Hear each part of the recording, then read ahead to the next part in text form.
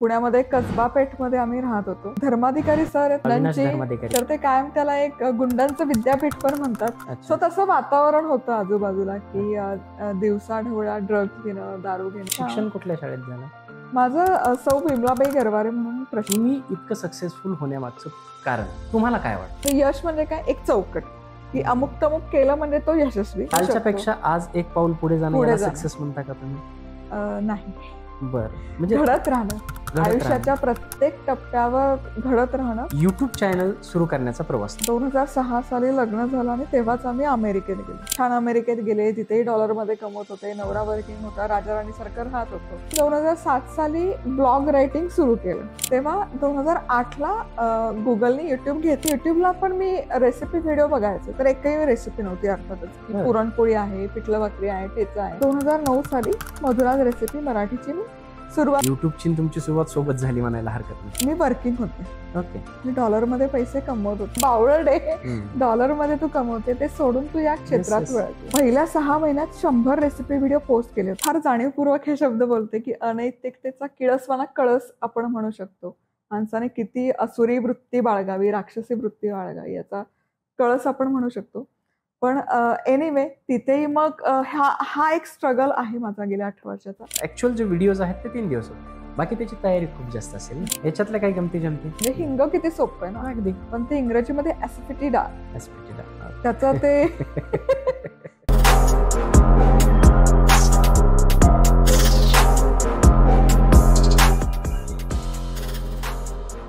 नमस्कार ताई, स्वागत आहे तुमचं DRJ पॉडकास्टच्या आमच्या या पॉडकास्टिंग चॅनलमध्ये.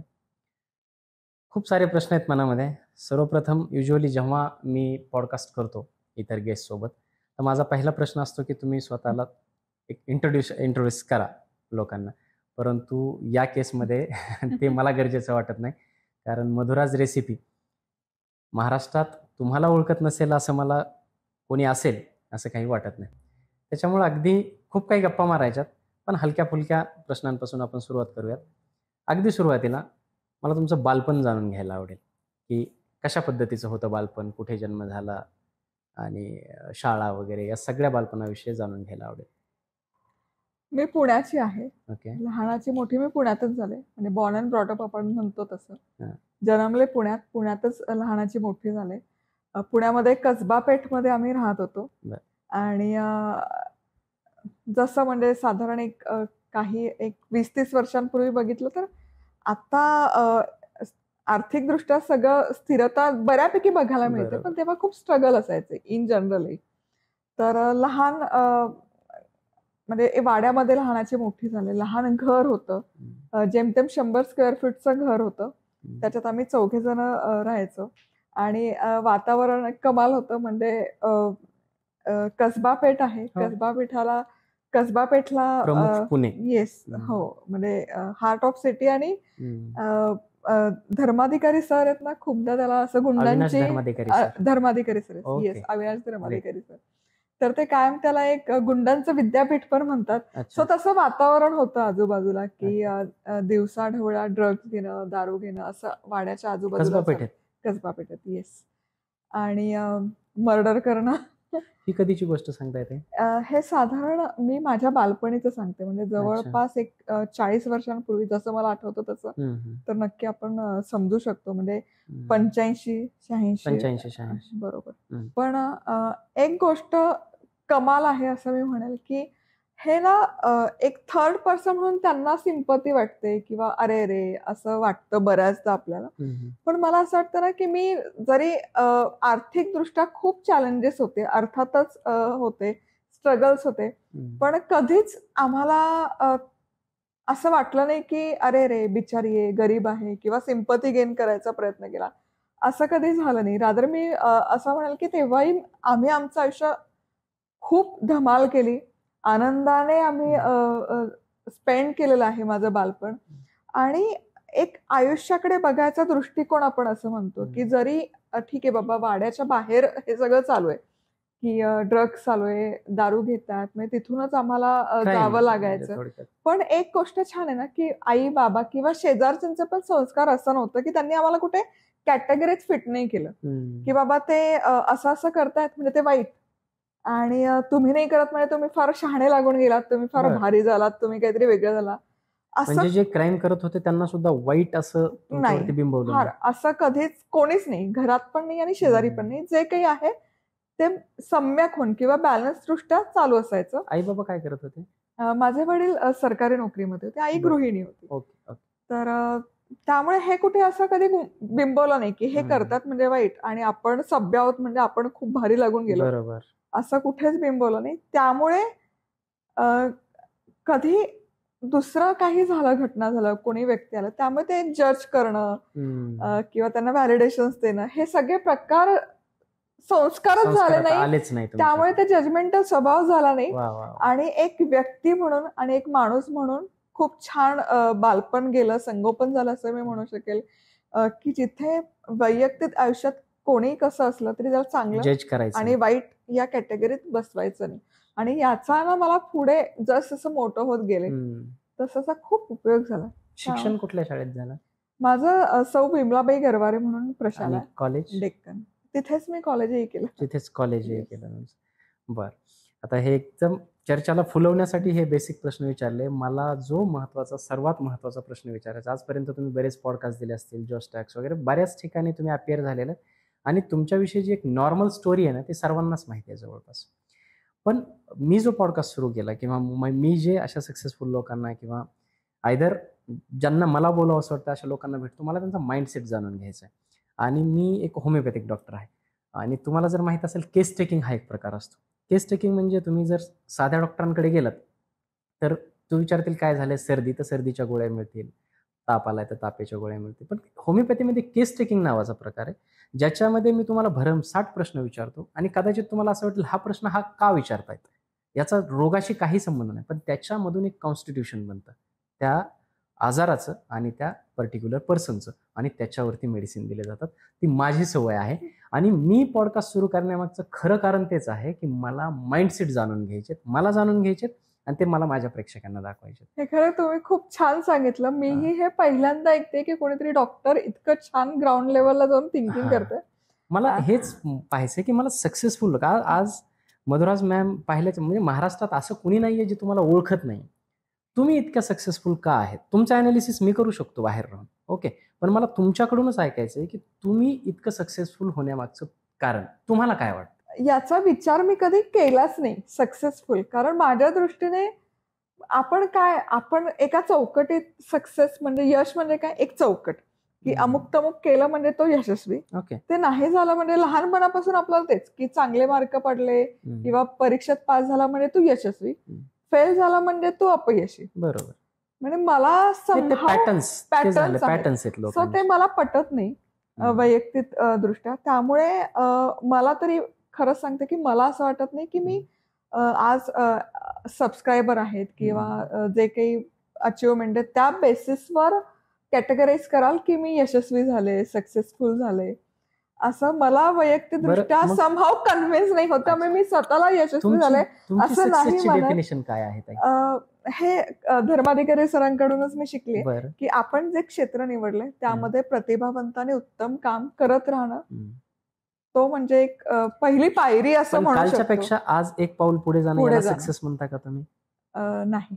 बरं, म्हणजे घडत राहणं, आयुष्याच्या प्रत्येक टप्प्यावर घडत राहणं आणि जे काही असेल त्याचा फार विचार नाही करायचा, यश अपयश. कारण ते आपण डोक्यात घेतलं ना की आता मी यशस्वी झाले आणि मी नंबर 1 वर आहे, तर मग पुढचं पाऊल निघतच नाही. पुढे जायचंय ना अजून, पुढची वाट मोकळीच नाही होत आपण जर त्याच चौकटीत अडकलो तर. मला माहितीये की माझा जिथे सुरुवात झाली की मला 2009 साली मधुराज रेसिपीची सुरुवात झाली की आपले मराठमोळे पदार्थ जागतिक व्यासपीठावर आले पाहिजे. आता जवळपास 15 वर्ष मी कॉन्टेंट क्रिएट करते. या प्रवासादरम्यान एक गोष्ट लक्षात आली की आपल्या पदार्थांचं जसं डॉक्युमेंटेशन झालं पाहिजे, संग्रहीकरण झालं पाहिजे, सादरीकरण हे झालं पाहिजे, तसं नाही झालेलं. मग त्यासाठीचा माझा स्वअभ्यास, माझं ग्राउंड लेवलचं काम ते अफाट आहे, त्याला कुठेच बाउंड्रीज नाहीयेत. आणि माझा मुख्य हेतू तो आहे. ही एक वाट आहे डिजिटल मीडिया की ज्याच्यामुळे मला एक वाट सापडली, मार्ग मिळाला, त्याबद्दल मी कृतज्ञ आहे. ईश्वर कृपाच आहे. ती वाट तुम्ही यशस्वीरित्या तुडवली असं सगळा महाराष्ट्र म्हणतोय, तरी पण तुम्हाला असं वाटत नाही का आपण म्हणजे काय होतं यश, तुम्ही जसं सांगितलं की माझी सक्सेसची डेफिनेशन आहे आपण घडत राहणं, म्हणजे आज तुम्ही जी खाद्य संस्कृती भारतात आणि भारताबाहेर 7 समुद्र पार पोहोचवताय, ओके, ते यश म्हणता येईल की नाही तुमच्या दृष्टिकोनातून? कारण आपल्याकडे आता फॉर एक्झाम्पल आपण एखादा व्यंजन घेतलं, महाराष्ट्रातलं एखादं व्यंजन, आणि ते फक्त आपल्याकडे बनत होतं, तुम्ही त्याचा चेहरा झालात आणि एखाद्या अमेरिकेतल्या एका कुटुंबापर्यंत, एखाद्या गृहिणीपर्यंत पोहोचवलं, तर त्याला यश म्हणता की नाही तुम्ही? त्यालाही यश म्हणणं फार उथळ होईल, कारण आता लोकसंख्या बघितली तर आपली लोकसंख्या खूप आहे आणि 1 लाख व्ह्यू आले म्हणजे ते पोचलं असं नाही होत. प्रामाणिक मला हे खूप खूप मला अजून मग मला खरंच यश कुठे वाटेल तुम्हाला? असं कधी वाटेल की मी यशस्वी झालो? मला यशस्वीपेक्षा मला समाधान तेव्हा वाटेल ना की जेव्हा मी एक समाधानरित्या आपल्या खाद्य संस्कृतीशी प्रामाणिक राहून, त्याचा मन लावून, त्यामध्ये जितकं शक्य असेल तितकं खोलात घुसून त्याचा अभ्यास करेल आणि काहीतरी छान आपला इतिहास, त्याची माहिती सगळ्यांपर्यंत येईल. काही आताही खूप सारे समज, गैरसमज आहेत, ते सगळे ब्रेक होतील. कुठे ना कुठे काही अंशी जरी ते झालं तरी मला समाधान वाटेल, पण मी यशस्वी स्वतःला नाही मानणार. हे अगदी नक्की. आज प्रेक्षक थोडेसे ऑकवर्ड होऊन जातील की जर तुम्ही स्वतःला यशस्वी नाही समजत तर यशस्वी कोण आहे. पण ठीक आहे, आपण आता तुम्ही युट्यूब चॅनल बद्दल आत्ताच जस्ट बोललात, आपण त्याच्याकडे येऊयात की यूट्यूब चॅनल सुरू करण्याचा प्रवास. थोडक्यात आपल्याला खूप गोष्टीवरती डिस्कस करायचं, पण यूट्यूब चॅनल सुरू करण्याचा जो प्रवास होता तो थोडक्यात आपण. 2006 साली लग्न झालं आणि तेव्हाच आम्ही अमेरिकेत गेलो. तिथे गेल्यावर माझा जॉब छान सुरू होता, बँकेमध्ये मी जॉब करत होते, डॉलरमध्ये अर्निंग करत होते. पण अमेरिकेत होते, नवरा बायको म्हणजे राजा राणीचा संसार म्हणतो तसं, आणि आयुष्याच्या त्या टप्प्यावर होते की संत तुकाराम महाराज म्हणतात, एवढ्यासाठी केला होता शेवटचा क्षण गोड व्हावा. आणि तसंच झालं. छान अमेरिकेत गेले, तिथेही डॉलरमध्ये कमवत होते, नवरा वर्किंग होता, राजा राणी सारखं राहत होतो. आणि नवरा सॉफ्टवेअर इंजिनियर, सकाळी जायची वेळ फिक्स असायची, घरी यायची वेळ फिक्स नसायची, कधी 11, 12, कधी कधी त्यांना नाईट पण ऑफिसमध्ये स्पेंड करावी लागायची. मग वेळ काय, कारण मी 6, 6:30 घरी यायचे, अर्धा पाऊण तासात स्वयंपाक उरकायचा. मग 7 ते 9 किंवा 10 तो वेळ मी करणार काय? मग मी 2007 साली ब्लॉग रायटिंग सुरू केलं. तेव्हा जस्ट ही नवीन कन्सेप्ट होती, मराठी पदार्थ. मराठी तो फोकस सुरुवातीपासून. Okay okay. की कारण तेव्हा इंटरनेटवर पण तुम्ही मराठी पदार्थ सर्च केलं तर नसायचे. अच्छा. ठेचा आहे, भाकरी आहे, गुगलवर जर सर्च केला तर त्याची कृती मिळायची नाही. म्हणून मग त्या हेतूने ब्लॉगस्पॉट, म्हणजे मी डोमेनही रजिस्टर नाही केलं, मधुराज रेसिपी blogspot.com असं सुरू केलं. आणि जे काही घरी बनवायचे 2007 साली. ओके. भरलं वांग असेल, पिठलं भाकरी असेल, भजी असेल, जे ठेचा असेल, आपले मराठी पदार्थ घरी बनवायचे, फोटो काढायचा, त्याची माहिती लिहायची, असं सलग 2 वर्ष. त्यानंतर 2008ला मुलगी झाला, मॅटर्निटी ब्रेकवर होते, 1 वर्षाचा ब्रेक होता. तेव्हा 2008ला गुगलने युट्यूब घेतलं, म्हणजे युट्यूबची खऱ्या अर्थाने सुरुवात झाली. आणि मग अगेन तेव्हा जेव्हा मी कॉन्टेंट एक्सप्लोर करायचं तर 2च जॉनरे होते, एक म्युझिक, ज्यामध्ये टी सिरीज सुरुवातीपासून आहे, आणि दुसरं म्हणजे फूडमध्ये 3च कॉन्टेंट क्रिएटर होते, आणि ते आपापलं स्टेट रिप्रेझेंट करायचे, साऊथ इंडिया, गुजरात आणि पंजाब, आपापलं क्युझिन ते रिप्रेझेंट करायचे. मग युट्यूबला पण मी रेसिपी व्हिडिओ बघायचे, तर एकही रेसिपी नव्हती अर्थातच, की पुरणपोळी आहे, पिठलं भाकरी आहे, ठेचा आहे. मग तिथूनच ती आयडिया क्लिक झाली की ब्लॉगस्पॉट आता मी करते, 2 वर्ष झाले, पण त्याला हवा तसा रीच मिळत नाही. व्हिडिओ स्ट्रीमिंग प्लॅटफॉर्म आहे, त्याचा ऑडियन्स बेस वाईड आहे, आणि हे जस्ट सुरुवात आहे. तर कदाचित हे एक छान माध्यम राहील की जिथून माझे पदार्थ किंवा जे माझा हेतू आहे तो सगळ्यांपर्यंत पोहोचेल. मग या हेतूने 2009 साली मधुराज रेसिपी मराठीची मी सुरुवात केली. त्याही वेळेस नाव मधुराज रेसिपीज होता. ग्रेट. आणि तेव्हा मग 2009 साली की हेतू हाच की आपले मराठी पदार्थ आलेच पाहिजे, आणि काहीच नव्हतं, म्हणजे रेफरन्स घ्यायला पण काही नव्हतं, कारण जस्ट सुरुवात होती. त्यामुळे शूटचे चॅलेंजेस होते, एडिटिंगचे टेक्निकल खूप साऱ्या गोष्टी होत्या, पर्सनल स्मार्टफोन पण नव्हते तेव्हा. मग घरातला आमचा पर्सनल डिजिटल कॅमेरा लावायचा, मैत्रिणीकडून ट्रायपॉड आणला, डेलाईट जेवढी शक्य असेल तेवढी वापरायची आणि शूट करायचे. पण तेव्हाही मला समहाऊ ऑफलाईन शूट करायला आवडायचं नाही, की बरेच जण काय करतात ना, की फक्त पॅनवर फोकस लावतात आणि रेसिपी करतात आणि नरेट करतात. मला तेही कमीपणाचं वाटायचं. तेव्हाही मला असं वाटायचं की नाही, आपले पदार्थ ठामपणे ठासून असे कॅमेरासमोर उभं राहून लाईव्ह रिप्रेझेंट केले पाहिजे. मग मी काय करायचं, सिंगल कॅमेरा होता, मास्टर कॅमेरा सेट करायचा, इंट्रो वगैरे करायचे, हे ते करते. आणि मग आता सुरुवात करायची, तर तेल तापलंय, आता मोहरी घालूयात, अशी ऍक्शन घ्यायची. पण तिथे मी थांबायचे, तो शॉट जायचा, कट करायचा, क्लोजअप लावायचा, मग ती प्रोसेस कट करायची, परत वाईडला यायचं, की जेणेकरून जे मी शूट करते ते 2 कॅमेरा शूट दिसलं पाहिजे, वाटावं.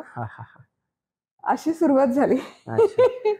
याच्या सर्वात पहिले तर तुम्ही म्हणजे युट्यूबची तुमची सुरुवात सोबत झाली म्हणायला हरकत नाही. म्हणजे युट्यूब सुरू झालं आणि तुम्ही तुमचा मधुराज रेसिपीच्या प्रवासाला सुरुवात केली. मुळात रेसिपीचीच आवड कधीपासून आहे, म्हणजे हे जेवण बनवण्याची आवड कधीपासून? जेवण बनवायची जबाबदारी ऍक्च्युअल पडली लग्नानंतर. बरं. आणि त्यातूनच आवड निर्माण झाली असं मी म्हणेल, कारण लग्नाआधी तशी काही फार जबाबदारी नाही पडली स्वयंपाक करणं. फक्त आमच्या घरात ना सुगरणींचा वास होता, सहवास होता. एकत्र कुटुंब पद्धती, 3 आजी होत्या, त्या सुगरणी होत्या, मग माम्या आल्या, मावश्या, या सगळ्या सुगरण, आणि खूप शिस्तबद्ध होतं. एकत्र कुटुंब पद्धती गावाकडे तुम्ही जर एक 40 वर्ष अलीकडे जर बघाल तर त्यांचं लाईफस्टाईल फार शिस्तबद्ध असायचं, सिस्टमॅटिक चालायचं सगळं. आज्या 3घींचं काम वाटणी झालेली असायची. एक आजी रोजचा स्वयंपाक करणार, एक आजी फक्त सणाचा स्वयंपाक करणार, आणि एक आजी वर्षभराचे वाळवणं वगैरे हा त्याचा हात करणार. आणि मग सणाचा स्वयंपाक असेल तर कुलाचराचा, मग त्याची खोली वेगळी, मग ते सोळं नेसून वगैरे. तर हे सगळं बघत बघत ना मी शिकत गेले. आणि फक्त चूल आणि मूल इथपर्यंत नव्हतं. म्हणजे तेव्हाही माझी प्रत्येकाने नऊवारी साडी नेसायची, पण माझ्या आजोबांनी कधी त्यांना तिथपर्यंत मर्यादित नाही राखली. त्यांना फायनान्शियली पण तितकंच इंडिपेंडेंट करायचा त्यांचा हट्ट असायचा, की तुम्ही किचनमध्ये टाइम स्पेंड करा, काहीच हरकत नाहीये, पण तुम्ही वैयक्तिकरित्या पण आर्थिकदृष्ट्या सक्षम झाला पाहिजे. हा त्यांचा फार सुरुवातीपासून क्लॅरिटी म्हणतो. आणि त्यासाठी जो हवा तो आजोबांची हवा तसा सपोर्ट ते करायचे. त्यामुळे आज्यांना आर्थिकदृष्ट्याही सक्षम बघितलंय, आणि त्याचबरोबर त्यांनी घराची जबाबदारी पण खूप लिलया पेलली. आणि ह्या वातावरणात मी लहानाची मोठी झाले. पण वयाच्या 17व्या वर्षापासून जॉब करत होते. पहाटे 6ला घर सोडायचे, 7 ते 9 कॉलेज, 9 ते 6 जॉब. मग या रुटीन मध्ये घरी खरं कुकिंगला तसा वेळ नाही मिळाला. वेळ आली, करावंच लागलं तर करायचे मी, पण फार अशी जबाबदारी पडली नाही. पण लग्न झाल्यावर अर्थातच मग अमेरिकेत आल्यावर तर वे आउटच नव्हतं, एस्केपच नाही. त्यात फुडी फॅमिली, नवरा फुडी आहे, नवऱ्याला खायला आवडतं. आणि त्यावेळेला आम्ही गेलो होतो ना, IT इंडस्ट्री बूम मध्ये होते, त्यामुळे जे कोणी होतं ते बॅचलर मुलं मुली जास्त असायचे. मग आता करायचंच तर मग मी जास्त प्रमाणात करायचे, डबा पण जास्त करायचा, दिवाळीचा फराळ केला, गणपती आले, कुठला उत्सव आला, सण आला तर जास्त प्रमाणात करायचं.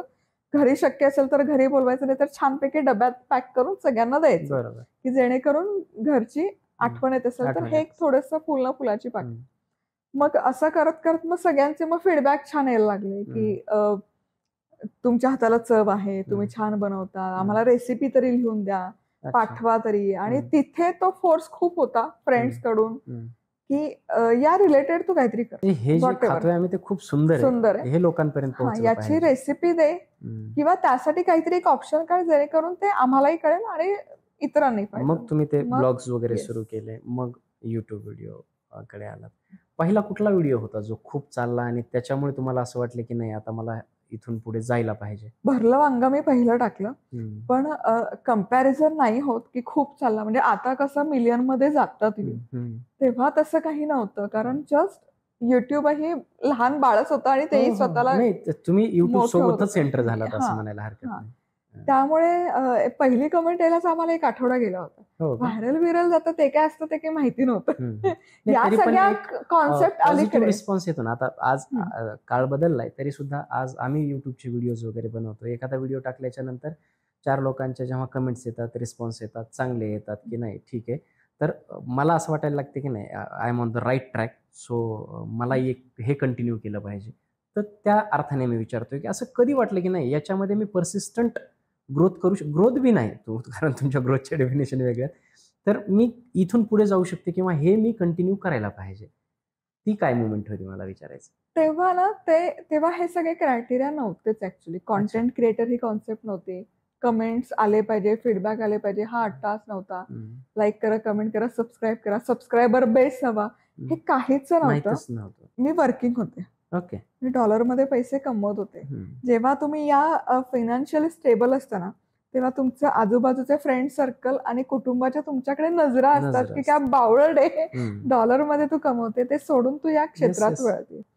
त्यामुळे मला जर तिथे स्वतःला पुढे न्यायचं असेल तर एकच माझ्याकडे पर्याय होता की झोकून देऊन काम करणं. आणि झोकून देऊन काम करणं म्हणजे काय, तर माहिती नव्हतं ना की पैसे मिळतात. मला 1 वर्ष गेलं होतं, पहिला $100 पेचेक केला. त्यामुळे फायनान्शियल पण कसं ग्रो होईल माहिती नव्हतं, पण करायचंय तर मग झोकून देऊन करायचं. तेव्हाही 2009 मध्ये मी पहिल्या 6 महिन्यात 100 रेसिपी व्हिडिओ पोस्ट केले होते. म्हणजे मंडे टू सॅटर्डे, सोमवार ते शनिवार रोज एक रेसिपी द्यायची.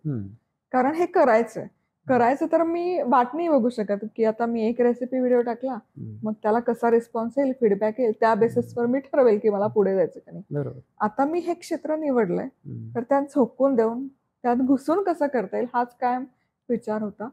आणि फार स्लो होतं तेव्हा. म्हणजे मला त्या चॅनलला 1 लाख सबस्क्रायबरच गेला 6 वर्षाचा कालावधी गेला. आणि मधुराज रेसिपी मराठी 2016 मध्ये सुरू केलं आणि 1.5 वर्षात 18 महिन्याच्या कालावधीत 1 मिलियन झालं होतं. अच्छा. त्यावेळेस फक्त नाव मधुराज रेसिपी होतं. त्यावेळेसचं नाव मधुराज रेसिपी होतं.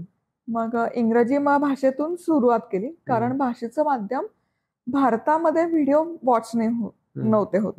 भारताच्या बाहेर जे काही कॉन्टेंट कन्झम्पशन व्हायचं भारताबाहेर. मग आता हे कॉन्टेंट पोहोचवायचं असेल तर मग भाषेचं माध्यम मला इंग्रजी ठेवावं लागलं. आणि मग जसं स्मार्टफोन्स यायला लागले भारतामध्ये देखील किंवा बाहेरच्या देशांमध्ये, इंटरनेटच्या सुविधा व्हायला लागल्या, मग रिजनल कॉन्टेंटची मागणीही वाढली. मग ती मागणी लक्षात घेऊन, ती डिमांड लक्षात घेऊन मग 2016ला आम्ही मधुराज रेसिपी मराठी सुरू केलं. त्याला खूप छान पुढे ग्रोथ मिळाली. 18 महिन्यात तिथे 1 मिलियन झाले. पण इतकं ते फास्ट ग्रो झालं.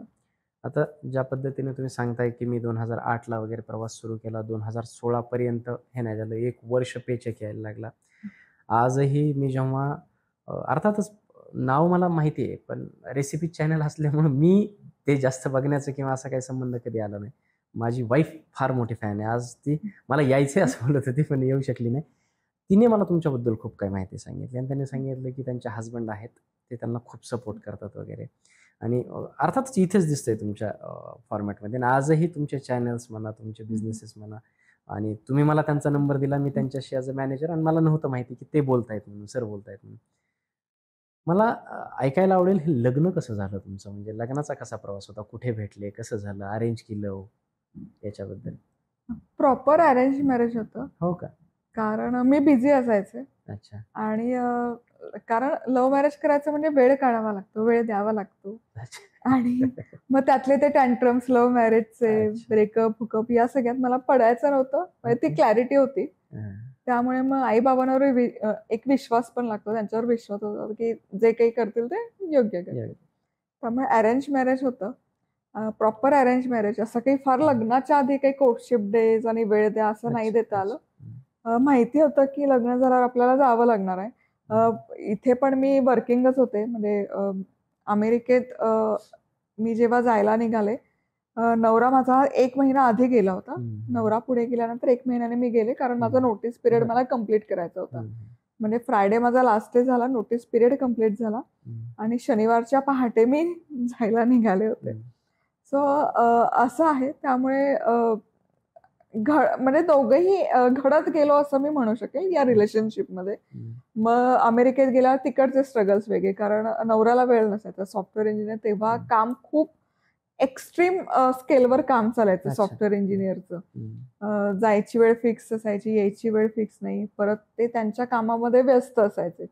बरं, त्यांना म्हणजे आयडिया काहीच नाही ना की हे पुढे जाईल कसं. बरोबर. आणि बरं, त्यांचं करिअर तेव्हा पिकवर होतं, त्यामुळे त्यांना म्हणणं की तुम्ही मला सपोर्ट करा, तुम्ही मला हेल्प करा, हे सगळं शक्यच नसायचं. कारण एकदा 7-7:30ला घर सोडलं की रात्री डायरेक्ट 7, 8, 9, 10 कधी पण येणार. 7च्या आत तर कधीच घरात नाही. तुमचे शूट तुम्हीच करायचं काही हो, वेळेस? हो. बरं. सुरुवातीपासून. कारण शक्य नव्हतं. मुलगी लहान होती आणि एवढ्या रात्री थकून आल्यानंतर नवऱ्याकडून अपेक्षा करायची की नाही आता तुम्ही कॅमेरा समोर उभं राहा, कॅमेरा हातात पकडा आणि माझे रेसिपी शूट करा, एडिट करा. हे सगळं त्यांच्याकडून अपेक्षा ठेवणं हेच मला चुकीचं वाटायचं. त्यामुळे एक बायको म्हणून जे हवं की चला सकाळी 7ला त्यांना डबा हवा, नाश्ता हवा ते द्यायचं. ते यायच्यात स्वयंपाक तयार असायचा. मग मधला जो वेळ आहे म्हणजे मुलगी माझी छान झोपायची. मग त्या वेळात मी रेसिपी शूट करायचे आणि मग रात्री मग नवऱ्याला यायला उशीर व्हायचा किंवा मग मुलगी झोपल्यावर मग जे काही एडिट असेल, कॉन्टेंट रायटिंग असं करायचे. तर नवऱ्यालाही या फील्डमध्ये थोडं सिरियस व्हायला वेळ लागला. कारण किती वेळ लागला? तरी मला असं वाटतं की बरेच वर्ष गेले. म्हणजे मराठी चालू झाल्यानंतर त्यांनाही थोडंसं वाटायला लागलं की की ठीक आहे बाबा हे काहीतरी स्केलवर आपण करू शकतो. आणि मी जसं सांगितलं देऊ शकतो. कारण हे म्युच्युअल अंडरस्टँडिंगची ऍक्च्युअली गोष्ट असतात की जेव्हा माझ्या नवऱ्याचं करिअर पीकवर होतं तेव्हा मला तिथे एक बायको म्हणून, एक आई म्हणून पाठीशी उभं राहणं गरजेचं होतं. तेव्हा मी माझं करिअर, तुझं करिअर असं करून नाही चालणार. आता जेव्हा माझं बूम झालं, जसं मराठी सुरू झालं लॉकडाऊन नंतर, आणखी ते स्पीडअप घेतलं. मग नवऱ्याने त्यांचं मग थोडं आता IT पण थोडं स्लो डाऊन आहे. मग त्यांनी थोडं स्वतःहून मग पुढचे प्रमोशन्स घेतले नाही आणि मग ते आता थोडं इकडेही लक्ष देतात. सो हे असं मी म्हणू शकेल की फार म्युच्युअली झालेलं आहे. गिव्ह अँड टेक मध्ये. जेव्हा त्यांना गरज होती तेव्हा तुम्ही त्यांना साथ दिली. आज जेव्हा तुम्हाला गरज आहे तेव्हा त्यांनी तुम्हाला. आज वर्किंग आहेत ते की फुल टाइम हेच करतात? ते वर्किंग आहेत. ओके. म्हणजे कारण ते त्यांचं जे फील्ड आहे ते छान सेट झालेलं आहे ऍक्च्युली. इतके वर्ष करतात, पॅशनेटली करतात. आणि जसं मी सांगितलं की मला असं वाटत नाही की तुमचं जी आवड आहे ती माझ्यासाठी तुम्ही सॅक्रिफाईस करावं आणि तुम्ही इकडे यावं आणि फुल टाइम लक्ष द्यावं. गरज नाहीये. कारण आजकाल म्हणजे इथे आल्यावर ते सगळी कामं डिवाइड होतात, डिस्ट्रीब्यूट होतात. मग बाकी जी आहेत की जे काही गोष्टी टीम नाही मॅनेज करू शकत ते इझिली रिमोटली ते कुठूनही मॅनेज करू शकतात. एक्सपिरियन्स पण आहे. त्यामुळे ते फुल टाइम वर्किंग आहेत. आणि ते त्यांचं ऑफिस बघत असतात, त्यांचं काम बघत असतात आणि ते सांभाळून मग जे काही बॅकएंडला सपोर्ट लागतो, POC आहे, कम्युनिकेशन आहे, ते सगळं ते बघतात. पण अगेन मी हे आवर्जून सांगेल की जेव्हा सपोर्ट म्हणतो ना आपण नवऱ्याचं स्पेसिफिकली, तेव्हा बायकांना असे एक कल्पना किंवा इमॅजिनेशन असं असतं की हिचा नवरा, मला कमेंटही येतात की तुझा नवरा तुझं शूट करायचा ना, की नवरा म्हणजे कॅमेरा घेऊन माझ्या समोर उभं राहिलाय, मी आता रेसिपी करून थकलीये, मग मला पाण्याचा ग्लास आणून देतोय, चहा आणून देतोय, किंवा मी आता आई झाले, मग माझं करिअर आहे, माझं काम आहे, मग तू आता माझ्या मुलीला सांभाळ. हे असले काही टँट्रम्स आमच्या दोघांच्या बाबतीत कधीच नाही झाले. फार म्युच्युअली झाले. आणि जेव्हा त्यांना गरज होती तेव्हा मी त्यांची गरज सांभाळून माझं पुढे केलं.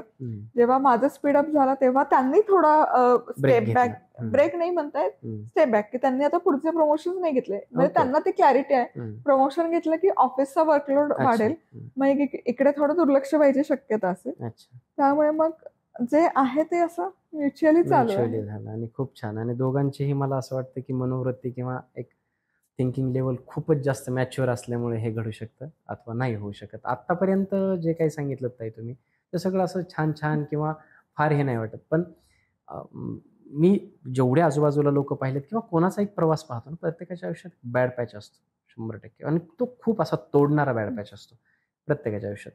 तुमच्या आयुष्यात कधी आला नाही असं बॅड पॅच? कारण एवढ्या ह्याच्यात बरंच तुम्ही प्रवास केलेला 2008 पासून ते आजपर्यंत, जवळपास नाही म्हटलं तरी 16 वर्ष. याच्यात बॅड पॅच आला नाही तुम्हाला कधी असं की नाही आता हे सगळं थांबवायला पाहिजे आणि आपण रुटीन जे वर्क आहे ते करायला पाहिजे, असं कधी झालंय? ऍक्च्युली प्रोफेशनली विचाराल, जसं मी सांगितलं की असं मला कधी वाटलं नाही की मी खूप काम केलंय, अजून करायचं ही क्लॅरिटी आहे. त्यामुळे तिथे ते ब्रेक घ्यायचा माझ्या मनात कधी विचारच आला नाही की आता ब्रेक घेतला पाहिजे, आता थांबलं पाहिजे, आता खूप झालं, असं नाही वाटत कधीच. शक्यच नाही. म्हणजे प्रोफेशनली असं नाही कधीच वाटलं, टचवूड. कारण सुरुवातच बेसिक पासून झाली आणि त्या जो स्पीड तो पकडला मध्ये आणि आता ज्या दृष्टीने ते पुढे चाललंय त्या अर्थाने तर मला प्रोफेशनली नाही कधी वाटलं की आता मी खूप थकली आहे, मी खूप चॅलेंजेस फेस करते. कारण जी चॅलेंजची फेज होती ना ती अमेरिकेतली होती. कारण घरकामही सांभाळायचं, मुलंही बघायचं.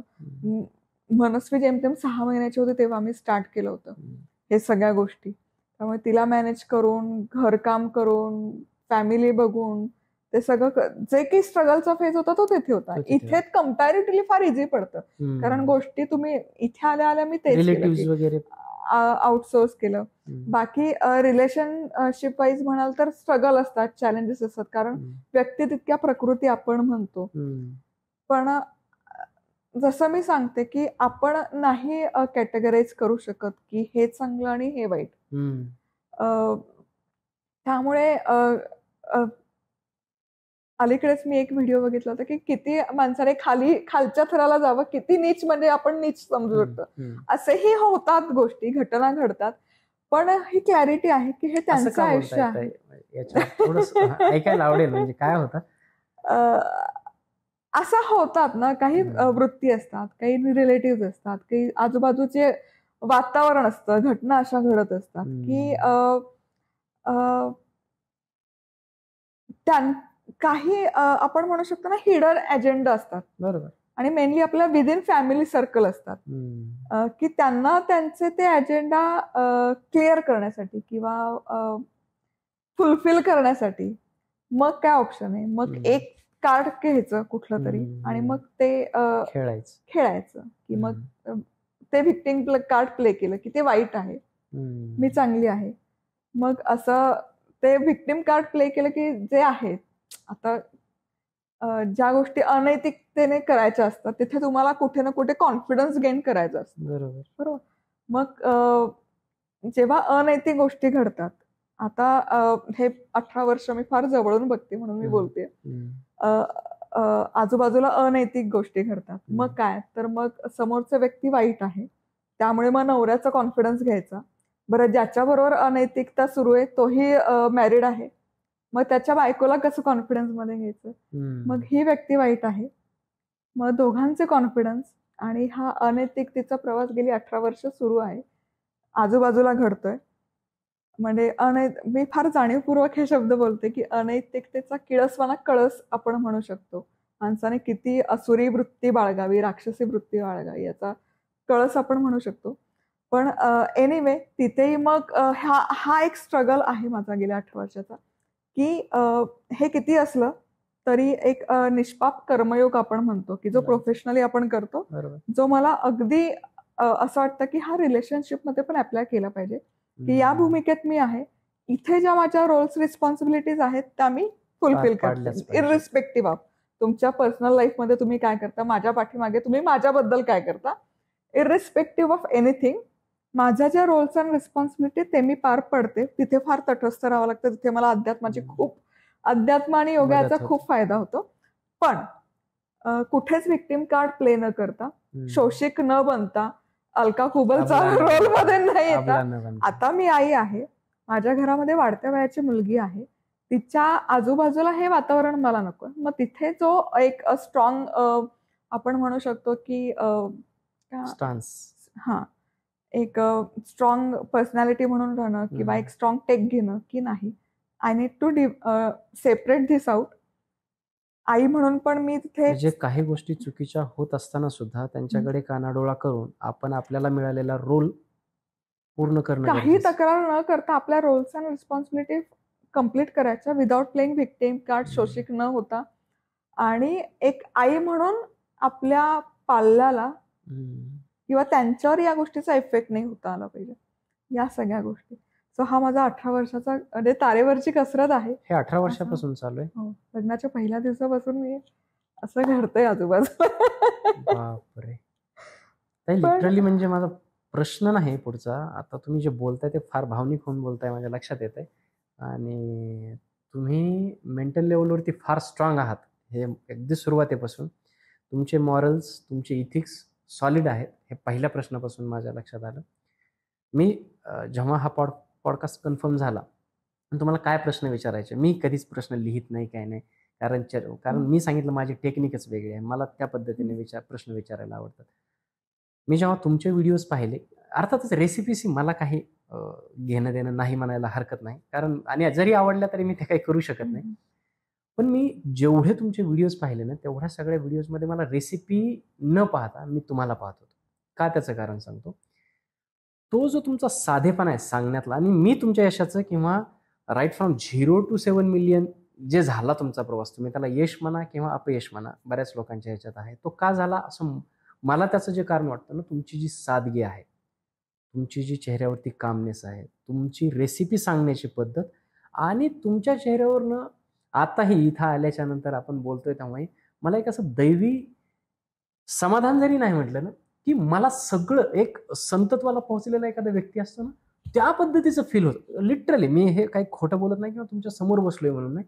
जेव्हा मी तुमचे व्हिडिओज पाहिले तेव्हाही मला हेच वाटत होतं. तुम्हाला फर्स्ट टाइम इथं आत्ता पाहिलं तेव्हाही हेच वाटत होतं. आणि राईट फ्रॉम फर्स्ट क्वेश्चन की मला तुमच्याकडे पाहिल्याच्या नंतर तेच वाटतंय. आणि मला असं वाटलं की पण तुम्ही आत्ता ज्या काही गोष्टी बोलत हे सगळं साईडला ठेवून, म्हणजे मनाच्या मागच्या खोलीत ते सगळं टाकून यशस्वीरित्या अशा पद्धतीनं रोज एवढ्या मोठ्या पब्लिक समोर तुम्ही अपिअर होता. आज आमच्यासारख्या समोर सुद्धा येऊन तुम्ही बसताय, बोलताय, आणि चेहऱ्यावरचं, आणि बरं ती फिलॉसॉफी फार सुटसुटीत आहे तुमची. सक्सेस नाही, परत जे आता आहे ते सगळं, आणि बॅड पॅच बद्दल विचारलं तर तुम्हाला बॅड पॅच म्हणजे काय माहित नाही, करून त्याला सुद्धा तुम्ही इतक्या चांगल्या पद्धतीने घेत. सॉरी टू से, तुमचा पॉडकास्ट आहे, मी जास्त बोलतोय, पण मला जे तुमच्याबद्दल वाटलं ते बोलायचंय. हे सगळं कसं कमवलंय मला हे जाणून घ्यायचंय पहिलं तुमच्याकडून. म्हणजे इतकं सगळं. आता पहिले तर तुम्ही आता युट्यूब चॅनल चालवताय, बिझनेसवरती येणारच आहोत. 1-2 बिझनेसेस आहेत तुमचे, प्लस घर, फॅमिली, बिझनेसेस, चॅनल, असे अपिअरन्स, पब्लिक अपिअरन्स, हे सगळं मॅनेज, प्लस आत्ताच्या काय तुम्ही भावनिकरित्या होऊन ते सगळ्या गोष्टी सांगितल्यात तुमची तारेवरती कसं, हे सगळं सांभाळत असताना सुद्धा मग तुम्ही तुमच्या चेहऱ्यावरती हे तेज किंवा हे शांत भाव, ही कामनेस, ही प्रगल्भता, हे सगळं आणता कुठून? मला हे पहिलं सांगा. याच्यासाठी तुमचा गुरु कोण आहे? तुम्ही काय करता? हे मला ऐकायचं. याचं सगळं श्रेय ना माझ्या कुटुंबियांना जातं, निर्विवाद. तरीही कुटुंबातले सदस्य नाव ऐकायला एकतर ज्या लहान कुटुंब पद्धतीत मी लहानाची मोठे झाले. माझे आजोबा ते वैद्य होते. ओके. आणि पुजारी होते.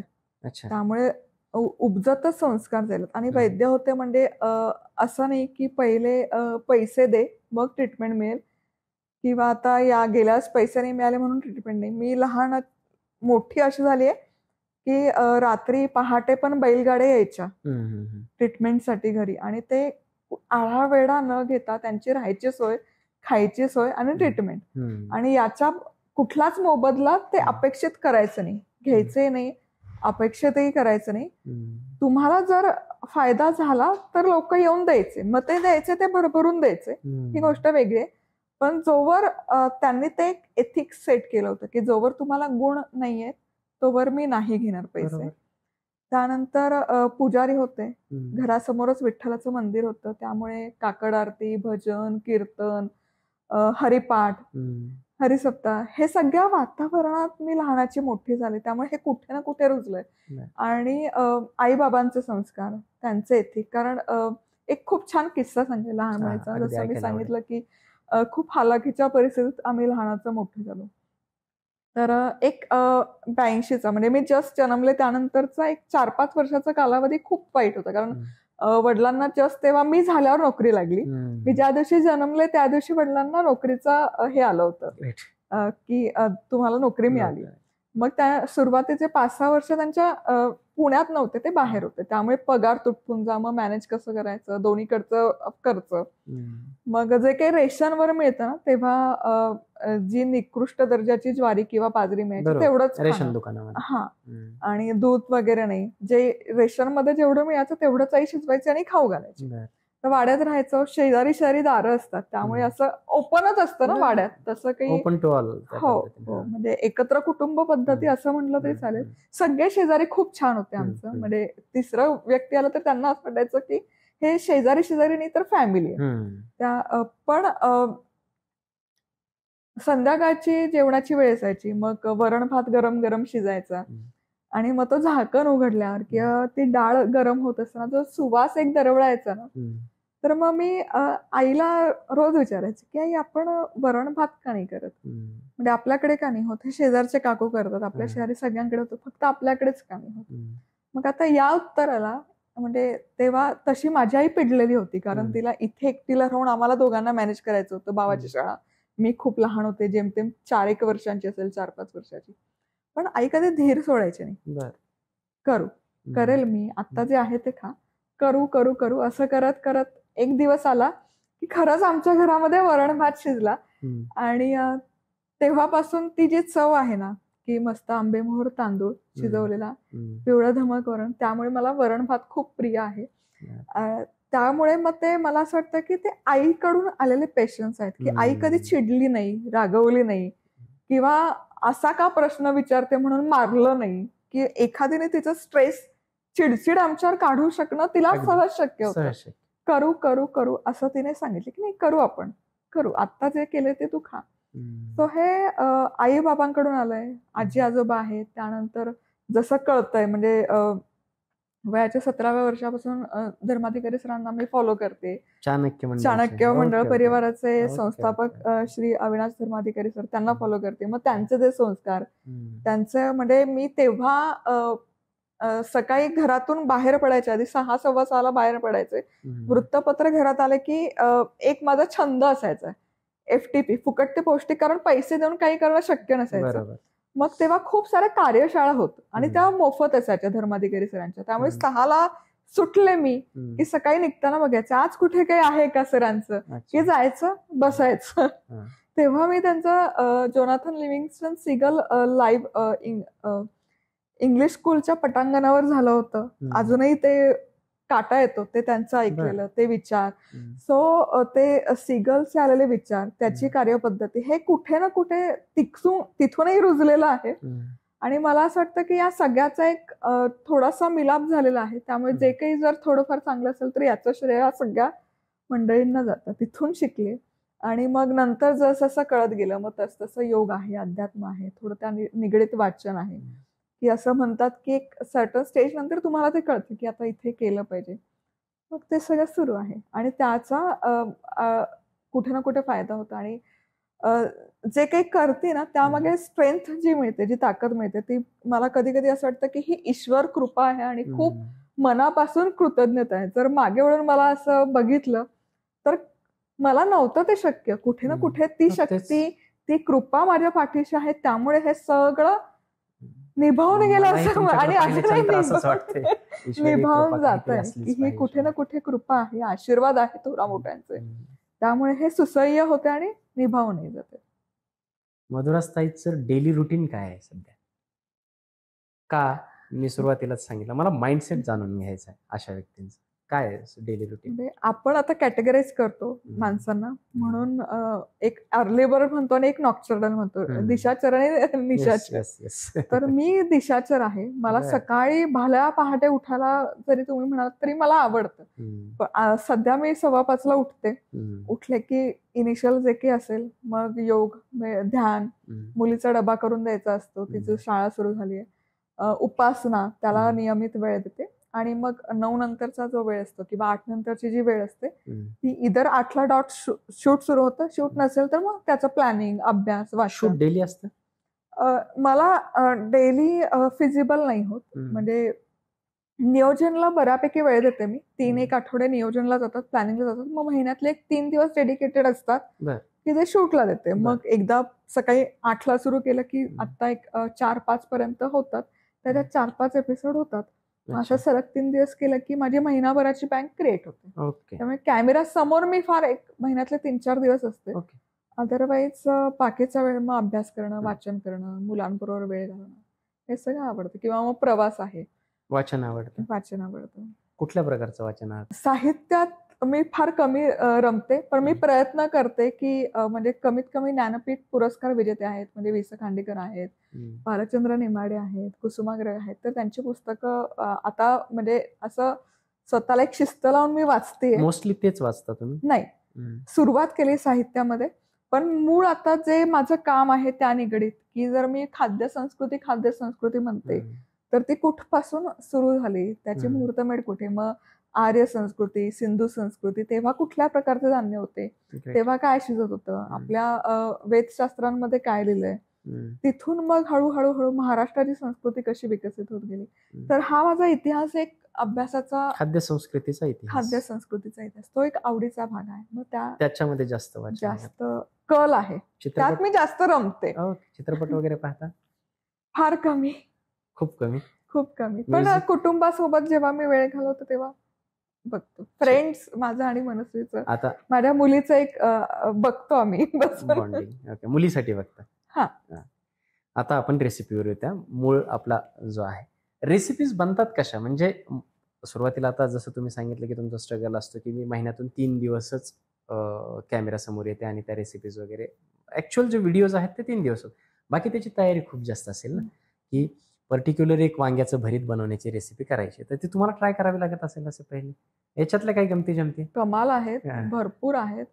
म्हणजे इनिशियल डेला तर हा स्ट्रगल खूप होता, कारण प्रत्येक क्षेत्र असतं ना, म्हणजे तुम्ही आता मेडिकलमध्ये आहात तर त्याची भाषा आणि शब्दसंग्रह वेगळा, बरोबर, अगदीच. तसंच कुकिंग मधला शब्दसंग्रह वेगळा. मग इंग्रजीत ते सादर करायचं तर ते सगळं शिकून घेणं, म्हणजे हिंग किती सोपं आहे ना, अगदी. पण ते इंग्रजीमध्ये ऍसिडिटी त्याचं ते स्पेलिंग शिकणं, त्याचं प्रोनाऊन्सिएशन शिकणं, त्या सगळ्या गोष्टी होत्या. आणि मग रेसिपी शिकत असताना चुकतच शिकतो, तेच तर हेतू असायचा की मी चुकले पाहिजे, म्हणजे मी जेव्हा चुकते तेव्हाच मला शक्य होतं की मी फुलप्रूफ नो फेल रेसिपी सगळ्यांपर्यंत पोहोचू शकते. त्यामुळे मग माझे साधेपणाने, बरोबर, त्यामुळे माझे बॅकएंडला खूप सारे प्रयोग सुरू असायचे. तर साधारण बहुतेक 2011चा हा किस्सा आहे, कारण 10ला दिवाळीचे पदार्थ 9-10ला मी बऱ्यापैकी दाखवून झाले होते. मग आता व्हेरिएशन काय करायचं, मग मी हा एक आगाऊपणा केला होता की अमेरिकेत आहे तर तिथल्या मायक्रोवेव्ह मध्ये पूर्ण दिवाळीचा फराळ अशी सिरीज केली. अरे बापरे. आणि ती छान चालली, कारण बऱ्याच जणांना ते कन्व्हिनियंटही गेले की कारण तिकडचे मायक्रोवेव्हचं वॅटेज खूप असतं, 1,500, त्यामुळे तिथे वेळ नाही लागत, फट पदार्थ शिजतो आणि तयार होतो. त्यामुळे वर्किंग जर गृहिणी असेल तर त्यांना ते फार छान जायचं ते पदार्थ बनवायला. तर असंच रेसिपी शूट करत होते, चिवड्याची रेसिपी शूट करत होते. पण जसं मी आता बोलले की वॅटेज 1,500, आपल्या इथे मॅक्स 900 असतं, त्याच्या जवळपास दुप्पट होतं 1,500 मध्ये. तर 1,500 वॅटेज जेव्हा मायक्रोवेव्हचं असतं ना, फ्रॅक्शन ऑफ सेकंड जरी पुढे मागे गेलं ना की तो गणतोच, आणि तसंच झालं. म्हणजे चिवड्याची फोडणी टाकली आणि ती करपली. आता मायक्रोवेव्हचं दाखवायचं, त्यामुळे काचेचं भांडं आलं, कारण ते सी थ्रू असावं. आणि सवयीप्रमाणे एखादी गोष्ट करपली की आपण ती पाण्याखाली ठेवतो, तसंच सवयीप्रमाणे काचेचं भांडं घेतलं आणि किचनच्या सिंक मध्ये पाणी सोडून ठेवलं, ते तळकलं. म्हणजे माझी दिवाळी तिथेच साजरी झाली. म्हणजे रेसिपीज मी हा प्रश्न विचारण्यामुळे तेच कारण की जोपर्यंत परफेक्ट बनत नाही, आता मला एक गोष्ट दुसऱ्या व्यक्तीला सांगायची समोरच्याला, तर ती माझ्या माइंडमध्ये परफेक्ट पाहिजे, मी ते बनवली पाहिजे, चाखली पाहिजे, नंतर ती दिली पाहिजे. तर हा खूप मोठा स्ट्रगल आहे थोडक्यामध्ये. तरी खाद्य संस्कृती भारताची या कशा पद्धतीने बघता? पहिला आपण महाराष्ट्राच्या खाद्य संस्कृतीकडे पाहूयात आणि त्याच्यानंतर भारताच्या तुलनेत किंवा अमेरिकेच्या. तुम्ही दोनच, आपण जास्त नको तुलना करायला, पण अमेरिकेमध्ये तुम्ही राहिलेलात आणि भारतामध्ये आता हे सगळं ग्रो होतंय. काय डिफरन्स आहे बरं खाद्य संस्कृतीमध्ये भारताच्या आणि अमेरिकेच्या? खूप आहे. मला असं म्हणजे जितकं वाचन आणि अभ्यास झालाय तिथे राहिलीये, तर अमेरिकेत तसे नेटिव्ह अमेरिकन फार कमी आहेत. बाहेरनं आलेलेच लोकांनी अमेरिका भरली आहे. त्यामुळे तिथली अशी कोर खाद्य संस्कृती अनुभवायला मला मिळाली नाही. म्हणजे पिझ्झा जरी झाला तो कस्टमाइज झाला, म्हणजे इटलीतून आलेला पिझ्झा अमेरिकेत येऊन तो त्यांच्या पद्धतीने झाला. मेक्सिकन, स्पॅनिश लोक जास्त, त्यांचा आलेला बरिटो अमेरिकन पद्धतीने, म्हणजे कस्टमाइज डिशेस फार आहेत तिथे. आपलं भारताचं उदाहरण घ्यायचं तर भारतात तसं नाहीये. कुठलंही तुम्ही राज्य घ्या, म्हणजे महाराष्ट्र राज्याबद्दल जरी आपण महाराष्ट्राबद्दल तरी प्रांतीय खाद्य संस्कृती बदलत राहते महाराष्ट्रात. पण महाराष्ट्रात आपण 5 विभाग जरी केले, खानदेश, विदर्भ, महाराष्ट्राच्या उत्तरेला, त्यानंतर कोकण जर आलं, पश्चिम महाराष्ट्र झालं, मराठवाडा झाला, तर प्रत्येक जिथे जे पिकतं तिथे ते शिजतं, हे मी नेहमी म्हणते. जसं कोकणात तांदूळ जास्त प्रमाणात असतो, मग तिथे तांदळाचे पदार्थ असतात. मराठवाड्यामध्ये मग डाळींचे प्रकार जास्त, मराठवाड्यापासून वर. इव्हन मसाल्यांचंही प्रमाण जर तुम्ही कोकणात बघितलं, पुण्यात म्हणजे पश्चिम महाराष्ट्रात जरी बघितलं तर बऱ्यापैकी माइल्ड असतं, गोडा मसाला म्हणून म्हणतात. मग जसं आपण उत्तरेकडे मराठवाड्यात जायला जातो, मग विदर्भ, खानदेश, ते उग्र रूप घेतं आणि ते तिखट जाळ होत जातं. तर ही अशी म्हणजे विविधता खूप आहे, डायव्हर्सिफाईड आहे आपली खाद्य. तशी डायव्हर्सिफाय खाद्य संस्कृती वेस्टर्नची नाहीये थोडक्यात. तशी असू शकते, माझा तितका अभ्यास नाहीये त्यामुळे मी कन्क्लूड नाही करू शकत की तिथली नाहीच आहे. असू शकते. अमेरिकेचं उदाहरण देणं अयोग्य राहील, कारण नेटिव्ह अमेरिकन का फार कमी आहेत, मायग्रंट किंवा बाहेरून आलेलीच लोक जास्त आहेत. पण जर थोडंफार मी मध्ये स्पॅनिश खाद्य संस्कृतीचा अभ्यास झाला होता, तर तिथे बऱ्यापैकी जे आता वातावरण किंवा हवामानाचा पण परिणाम असेल, त्यांची चणी आणि आपली भारतीयांची चणी बऱ्यापैकी सेम आहे. किंवा मसाल्यांचं जे प्रमाण आपण वापरतो, आपल्या इथे चिली वापरतात, म्हणजे मिरची वापरतात किंवा जिरं वापरतात, तर तिथेही हे सगळे मसाले अगदी सढळ वापरले जातात. तर मला असं वाटतं की हवामानाचं पण कदाचित, आणि आपल्या बॉर्डर्स, सीमा कुठल्या देशाशी जोडल्या गेल्यात त्याचाही प्रभाव पडतो. म्हणजे विदर्भ गेलं तर एमपी बरोबर त्यांचं बॉर्डर शेअर झालं, त्यामुळे ते खाद्य संस्कृतीची देवाणघेवाण होते. मराठवाडा बघाल तर कर्नाटकाशी काही भाग जोडला गेलाय, त्यामुळे त्या खाद्य संस्कृतीचा प्रभाव जाणवतो, थोडं मिक्सर पण जाणवतं. बरोबर. आता हे ज्या रेसिपीज तुम्ही बनवता, आजकाल काय होतं, अगदी 5-10 वर्षापूर्वी जेवण म्हणजे चविष्ट हा प्रिफरन्स पहिला असायचा, म्हणजे मला जेवायचे तर ते चविष्ट असायला पाहिजे. आज थोडे प्रिफरन्सेस किंवा प्रायोरिटीज बदलल्यात लोकांच्या. जेवण पहिले हेल्दी पाहिजे, थोडंसं कडू आंबट लागलं तरी चालेल, अशा पद्धतीचं झालंय. म्हणजे हे जेवणामध्ये किंवा या व्यंजनांमध्ये जे झालेले बदल आहेत, लोकांच्या प्रायोरिटीजमध्ये झालेले बदल, याच्याकडे तुम्ही कसे पाहता? चव आणि हेल्थ या दोन्ही मिक्स करून तेवढेच प्रभावी व्यंजन बनवले जाऊ शकतात का, किंवा रेसिपीज बनवल्या जाऊ शकतात का, किंवा या सगळ्या गोष्टींना घेऊन तुमचा काय पॉइंट ऑफ व्ह्यू आहे? मला असं वाटतं ना की जे आपली आजी बनवायची, पणजी बनवायची ना, ते पौष्टिक पण आहे आणि सुग्रास पण आहे, तिथे चवीचा विचार करायची गरजच नाही.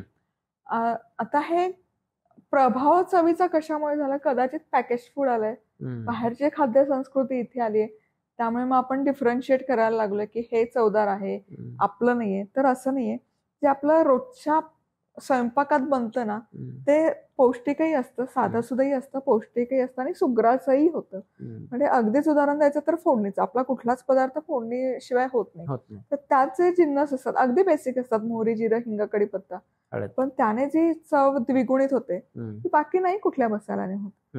सो जे घरगुती जेवण आहे ना, ते पौष्टिकही आहे, सुग्रासही आहे आणि चवदारही आहे. थोडा हा माइंडसेट शिफ्ट करणं गरजेचं आहे की घरगुती म्हणजे चव नाही असं लोकांना वाटतं, पण तसं नाहीये. नाही, आता काय झालंय, पॅरामीटर्स यायला लागले. म्हणजे अगदी तुम्ही आपण उदाहरण घेऊया, पोह्याचं उदाहरण. प्रत्येक जण काय बोलतो, त्याच्यात carbs, fats, proteins, minerals, micro element, हे सगळं त्यांना एखाद्या याच्यामध्ये पाहिजे. म्हणजे पूर्वी मला नाही माहिती बाहेर कसं मिळतं, कारण जिओग्राफिकली ते वेगवेगळ्या सिच्युएशन्समध्ये वेगवेगळं बनत असावं. पोहे म्हटलं की कांदा, पोहे, हार्डली शेंगदाणे किंवा कढीपत्ता जो आहे त्याच्यामध्ये. आता त्याच्यामध्ये लोक काजू पण टाकायला लागले, आता आहेत ना त्याच्यात, नंतर त्याच्यावर खोबऱ्याचा खीस करायला लागले. म्हणजे का? कारण ते न्यूट्रिशनली बॅलन्स व्हावं, हा सर्वांचा हेतू आहे. आणि आता प्रत्येक पदार्थाकडे याच्यात प्रोटीन किती आहे, याच्यात कार्ब्स किती आहेत, याच्यात फॅट्स किती आहेत, या दृष्टीने पाहिले जाते. म्हणजे प्रत्येक रेसिपीकडे किंवा, आणि त्यात जर काही कमी असेल तर ते कशा पद्धतीने ऍड ऑन केलं जाऊ शकतं याचा विचार आजकाल करायला लागले. याबद्दल म्हणजे तुम्ही तुमच्या रेसिपीज मध्ये असं काही विचार करता किंवा सांगता किंवा यावर बोलता? मी एकच गोष्ट सांगते की आता ना आपल्याला बॅक टू बेसिक गेलं पाहिजे. पोहे उपमा पण आपल्या रोजच्या आहारात नसायचा. बिलकुल. 15-20 वर्षांपूर्वी बघितलं तर पोहे उपमा ही महिन्यातून एकदा किंवा दोनदा खायची गोष्ट होती, न्याहारीत नसायचं कधी. आपलं मराठमोळा जर नाश्ता बघितला, न्याहारी म्हणजे भरपूर पोट भरून जेवण असायचं, पण ते घरचंच. भाकरी असेल, भाजी असेल किंवा पोळी, नंतर भाकरी गेल्यावर चपाती भाजी, असंच असायचं. पोहे उपमा म्हणजे महिन्यातून एकदा किंवा दोनदा शिजवायचं फार फार तर गोष्ट असायची. त्यातही न्याहारीचा भार हा शेतकरी कुटुंबाकडे जास्त असायचा, कारण त्यांना शेतात जाऊन काम करायचं. आणि पहाटे पहाटे जे चाकरमणी आहेत तिथे न्याहारीचा कन्सेप्ट नसायचा, म्हणजे बऱ्यापैकी डबा घेऊन जायचा आणि दुपारचं दिवसातून 2दा खायचं, हे सगळं होतं. हे अलीकडे समहाऊ जागतिकीकरण झालं, मग दिवसातून 6 वेळा खा, 8 वेळा खा, त्यातून मला कुठे ना कुठे सगळे असे कन्फ्युज व्हायला लागले. तिथून कन्फ्युजन सुरू झालं. एकतर आपण ती लाईफस्टाईल अडॉप्ट केली, त्यानंतर ती अडॉप्ट केल्यावर वेट गेन झालं. वेट गेन झाल्यावर आता परत कसं ते सगळं बदलायचं. तर अगदी मला असं वाटतं की साधं आहे की जर ज्या गोष्टी नाही करायच्या त्या नाही करायच्या, ज्या करायच्या त्या करायच्या. म्हणजे घरचं सकस अन्न जरी तुम्ही 3-4 वेळा जरी मागे जाण्याची गरज आहे. म्हणजे अगदी काही वर्षांपूर्वी, म्हणजे आता माझी आजी कण्या बनवायची, ज्वारीच्या कण्या. ज्वारीच्या कण्या म्हणजे सिरियलच जे आता पॅकेज मध्ये मिळतं. पौष्टिक आहे ना. 1 चमचा ज्वारीची ती बाउलभर कणी होते, जी खूप हेवी कार्ब पण असते, त्यामध्ये फायबर भरपूर प्रमाणात असतं, कारण त्याचं कणी असते ना ती, त्यामुळे ते टर्फल असतात ती काढलेले नसतात, त्याच्या सकट ती असते, त्यामुळे मग ते पौष्टिक आहे. त्यामध्ये मसाले काहीच नाहीये, ताकातली कणी असते, मीठ, ताक आणि शिजवलेली ज्वारी. तर बॅक टू बेसिक जायची मला असं वाटतं की गरज आहे, की बाजरीची कण्या झाल्या, ज्वारीच्या कण्या, तांदळाच्या कण्या, हे जर न्याहारीमध्ये आपण जर समाविष्ट केलं, मग अगदीच तुम्हाला फायबर हवं तर भाज्या, ते शिजताना त्याच्यात भाज्या घाला, गाजर आहे, जे काही तुम्हाला भाज्या खायच्यात, तर ते पोटभरीचं होतं आणि दमदमीत होतं, पौष्टिक होतं, आणि याच्यात तेलाचा अंशच नाहीये. बरोबर. कण्या बनवताना तेल वापरतच नाही, त्यामुळे तुमचं हे फॅट्स आणि हे सगळं नाही येतात. त्यामुळे मला असं वाटतं की थोडं बॅक टू बेसिक जाणं गरजेचं आहे, की एक 15-20 वर्षांपूर्वी आपलं लाईफस्टाईल कसं होतं, त्या लाईफस्टाईलला जर आपण गेलो, तेव्हा नसायचं ना, हॉटेलमध्ये जाऊन खाणं परवडायचं नाही, किंवा तिथे जाऊन खाणंही आईला लाजिरवाणं वाटायचं. म्हणजे 80च्या मिलेनियल आई, म्हणजे माझ्या आईचं किंवा माझ्या आजूबाजूच्या काकू आहेत, त्यांना कमीपणा वाटायचं हॉटेलमध्ये जायचं, आपला मुलगा किंवा आपला हसबंड. इव्हन आई म्हणूनही मी माझ्या कुटुंबाला हॉटेलमध्ये घेऊन जाणार, तेही त्यांना कुठेतरी गिल्ट वाटायचा किंवा कमीपणा. मग जे काही पदार्थ ते घरीच, असं नाही की काही खायचं नाही, इडली घरी बनायची, डोसा घरी बनायचा, उठसूट हॉटेलला जातो हा प्रश्नच नसायचा कधी. मिष्टान्नाचं जेवण किंवा पार्टी म्हणजे लग्न किंवा कार्य इथपर्यंतच सीमित होतं. आता ते सगळं कुठे ना कुठे चेंज झालं, वेस्टर्नाइज झाल्यासारखं. आपण ते लाईफस्टाईल अडॉप्ट केलं आणि मग जे चांगलं आहे त्याचा विसर पडला. मग आता आपण पुन्हा मग शोधात आहोत की आता काय चांगलं करता. दुसऱ्याचं मूल अडॉप्ट करून आपण ते आता पश्चाताप करतोय असं व्हायला लागले. तुमची सगळ्यात आवडलेली रेसिपी कोणती, म्हणजे आतापर्यंत? असं नाही की मी हा प्रश्न तुम्ही मला असं वाटतं की तुम्ही म्हणाल की 4 मुलातलं कुठलं मूल आवडतंय असं नका विचार. तरी सुद्धा एक असं असतं ना की नाही मला हे फार आवडतं, किंवा एक रेसिपी अशी जी तुम्हाला सर्वात जास्त आवडली होती. यात 2 आहेत. एक पुरणपोळी. पुरणपोळी मी सुरुवातीला 2010ला पोस्ट केलेली. अमेरिकेत होते आणि पुरणपोळी करायची म्हणजे मल्टी स्टेप प्रोसेस आहे. बरोबर. खूप सारं ते डाळ शिजवा, मग ते वाट बघा, मग पुरण यंत्र लागतं किंवा तो ग्राइंडर लागतो त्याचा. आता अमेरिकेत या सगळ्या फॅसिलिटी तेवढा वेळही नसायचा. मग ही कसं करायचं, मग बॅकएंडला माझा एक 2-3 महिने त्यामध्ये गेले, की इतकी डाळ घेतली तर त्याच्या इतपत पटीने पाणी घातलं की ती छान शिजते.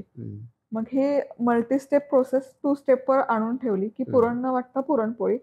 आणि मायक्रोवेव्ह मध्ये पुरण पण मायक्रोवेव्ह मध्ये शिजवलं, तिकडची गरज लक्षात घेऊन, आणि ती खूप छान झाली. म्हणजे परफेक्ट 2-3 महिन्याचे एफर्ट होते, पण ती इतकी सिम्प्लिफाय करून कमी भांडी कमी त्रासात 2 स्टेप मध्ये ती आली. ते मला खूप अशी क्लोज टू माय हार्ट ती रेसिपी, की पुरण न वाटतं पुरणपोळी. आणि ते झाल्यावर जसं अभ्यास आता सुरू आहे, बऱ्याच रेसिपी पदार्थ पण उलगडतात अभ्यास करत असतो तेव्हा. तर हे करत असताना ना एक उंदलकाल नावाचा पदार्थ अवगत झाला. त्याचं नाव पण असं उंदलकाल नाव आहे त्याचं. याला मी फुटलेला मोदक असं म्हणते, डिसइंटिग्रेटेड उकडीचा मोदक असं मी म्हणते. पण तो इतका कमाल आहे ना, म्हणजे ती रेसिपी मी ट्राय केली आणि मी त्याच्या प्रेमात पडले. म्हणजे काही माझ्यासाठी आनंदाचा क्षण कुठला, की अभ्यास चालू आहे, वाचन चालू आहे आणि एखादं पुस्तक उलगडलं, म्हणजे ते एखादा पेटारा उलगडला आणि त्यातून काहीतरी रत्न माणिकासारखं हे एखादी रेसिपी समोर आली. त्यासारखा दुसरा आनंद आणि सुख नाही. मग मी ते ट्राय केलं. इतकं कमाल दिसतं ते, म्हणजे अगदी छोटेसे मोत्यांसारखे ते होतं. मोत्यांचे अगदी तसा मोती रंगच त्याला येतो. त्यानंतर एकतर क्रिस्पी आणि खुसखुशीत बनतात. त्याला छान असं ते गुळाचं कोटिंग, खोबऱ्याचं कोटिंग आणि केळीच्या पानावर ते असे छान सुबक उंदलकालचे दाणे इतके कमाल दिसतात. आणि खाल्लं की ते कुरकुरीत, खुसखुशीत आणि क्रिस्पी विरघळतात पण तितक्याच पटकन, कारण छोटे छोटे असतात. अगदीच मोतीचा दाणा हाच त्याला एक उपमा खूप छान आहे. म्हणजे हे दोन तुमच्या सगळ्यात आवडीच्या पुरणपोळी आणि उंदलकाल अगदी. असं कधी झालंय का की म्हणजे काहीतरी बनवायला गेले, आता तुम्ही रेसिपीज नवीन नवीन ट्राय पण करत असाल, तयार करत असाल स्वतःच्या ज्या आहेत त्या, त्याच्यात असं कधी झालंय की म्हणजे करायला गेले एक आणि झालंय दुसरं, पण ते साधलंय? त्यातला हा एक पदार्थ मला वाटतं तुम्ही सांगितलं, पण अजून असे काही प्रयोग झाले का ज्याच्यातून म्हणजे करायचं होतं एक आणि झालंय वेगळंच, पण ते चाललंय किंवा ठीक आहे आता चालतंय, अशा पद्धतीचा एखादा पदार्थ? असं वेगळं नाही झालेलं, कारण खूप प्लॅन करूनच एखादा पदार्थ, कारण पारंपरिक पदार्थात किती ट्विस्ट आहे ना, दोन्ही ट्विस्ट. त्यातल्या त्यात फार फार तर म्हणजे उंदलकालचे 2 व्हर्जन होतात, एक गोड आणि एक तिखटही होतं. सो असं फसलंय असं नाही झालं. जे काही झालंय ते असं छानच उलगडून, म्हणजे आता असाच एक पदार्थ आहे ज्वारीचे बोटवे. नाव दिलं असेल कदाचित या आत्ताच्या पिढीला, ते छान रुचावं म्हणून. ज्वारीचे बोटवे म्हणजे ज्वारीचे नूडल्स. आणि हा लॉकडाऊन मध्ये तुफान चालली होती रेसिपी, की ज्वारीची उकड काढून त्याच्या शेवया पाडून थंड केलं की त्याचे नूडल्स बनतात आणि ते तुम्ही हवं त्या सॉसेस मध्ये फ्राय करा. ते इतकं कमाल होतं. हा आहे पारंपरिक पदार्थ, खूप पारंपरिक, म्हणजे जसं आता आपण आधी बोललो, इतका तो हेल्दी आहे, पौष्टिक आहे. आणि मग काय करायचं, लोकांपर्यंत कसा पोहोचायचं? मग ज्वारीचे नूडल्स. म्हणजे ओरिजिनल नाव आहे बोटवेच, पण त्याचं मग नाव ट्विस्ट करून, चेंज करून मग नूडल्स. मी फार डीप क्वेश्चन्स विचारणार नव्हतो, आपण सुपरफिशियल मुलाखत व्हावी अशी माझी इच्छा होती, परंतु मी जेव्हा तुम्हाला भेटलोय, आपण चर्चा करतोय, तुमचा जो मेंटल स्ट्रेंथ आहे किंवा तुमची जी थिंकिंग प्रोसेस आहे फार ग्रेट आहे, असं मला थोडक्या एवढ्या मुलाखतीत जाणवतंय. म्हणून थोडंसं डीप जातोय. कदाचित आपल्या जे प्रेक्षक आहेत त्यांना सुद्धा हे फार आवडेल. आजकाल होतंय काय, मी जसं एक हा प्रश्न मला का वाटला शॉकिंग आहे, तुम्हाला सुद्धा हे थोडं लॉजिकली सांगेल तर तुम्हाला सुद्धा शॉकिंग वाटेल, की पॉल क्र्यूमन नावाचा एक इकॉनॉमिस्ट आहे, ज्याने न्यूयॉर्क टाइम्समध्ये एक त्याचा लेख प्रसिद्ध झाला होता आणि त्याने असं सांगितलं होतं की ज्या देशामध्ये समता आहे, म्हणजे विषमता नाही, म्हणजे लैंगिक असेल किंवा आर्थिक असेल, उच्च नीचतेची दरी, स्त्री पुरुष समानता, अशा देशामध्ये खाद्य संस्कृती डेव्हलप होऊच शकत नाही. ज्या देशामध्ये समानता आहे तिथे विषमताच पाहिजे, तर तिथे जेवण चांगलं मिळणार. हा त्याचा साधा हे होता. म्हणजे थोडक्यात आपण सांगू ना, की तुम्ही अमेरिकेमध्ये राहिलेलात, आपण भारतामध्ये एखादी बाई ठेवू शकतो जेवण बनवण्यासाठी, अमेरिकेत ठेवू शकत नाही. का? कारण तिथे ती तेवढे पे त्यांना आपण ते करू शकत नाहीत. यालाच आपण हे म्हणतो. आणि जर स्त्री पुरुष समानतेबद्दल बोललं, मी वर्किंग आहे आणि माझी वाईफ पण वर्किंग आहे, तर मला 3 वेळचं गरमागरम जेवण मिळू शकेल का? नाही मिळू शकणार. तर ते मला फार लॉजिकल वाटलं. मग आपण भारत एकीकडे असं म्हणतो की आपण आर्थिक समतेकडे किंवा इक्वॅलिटीकडे जाण्याचा प्रयत्न करतो, तर मग त्या काळामध्ये या खाद्य संस्कृतीचं वगैरे काय होईल असं तुम्हाला काय वाटतं? मला यावर तुमचा पॉइंट ऑफ व्ह्यू जाणून घ्यायची इच्छा. खूपदा असं वाटतं की ज्या फिलॉसॉफीज, पाश्चात्य फिलॉसॉफीज असतात ना, त्या फार उथळ असतात आणि कुठे ना कुठे आपण त्याचा स्वीकार केलाय, म्हणजे स्त्री पुरुष समानता. जसं मी आता मगाशी बोलले की काही वर्षांपूर्वी, मी लहान असताना, म्हणजे साधारण 35-40 वर्षांपूर्वी, आजी माझी वर्किंग होती, घरातली पण कामं करायची. बरोबर. कधी हे वाद झालेच नाही घरात, मी भारी आहे, तू भारी आहे आणि माझं करिअर, तुझं करिअर, या चर्चा कधी झाल्याच नाही. हे एकमेकांना समजून घेऊन केलेला एक काय म्हणून साध्य केलेलं एक साधं जीवनाचं सूत्र होतं, की एकमेकांना समजून घेऊन त्यावर पर्याय काढून प्रत्येकाने आपापलं, तुझी एक ड्युटी आहे, माझी एक ड्युटी आहे, आणि हे स्वीकारही होतं सगळ्यांना. बरोबर. हे कुठे ना कुठे हे मानसिकता आपण स्वीकारली आहे की स्त्री पुरुष भेद, स्त्री पुरुष समानता नाहीये. समानता म्हणजे काय, की पुरुषांच्या खांद्याला खांदा लावून काम केलं त्याच्यापेक्षा जास्त पैसे कमावले, त्याच्या एवढे पैसे कमावले, किंवा तो दारू पितोय म्हणूनही मी दारू पिते, तो सिगरेट ओढतोय म्हणून मी सिगरेट ओढते, याला समानता म्हणायची नाही.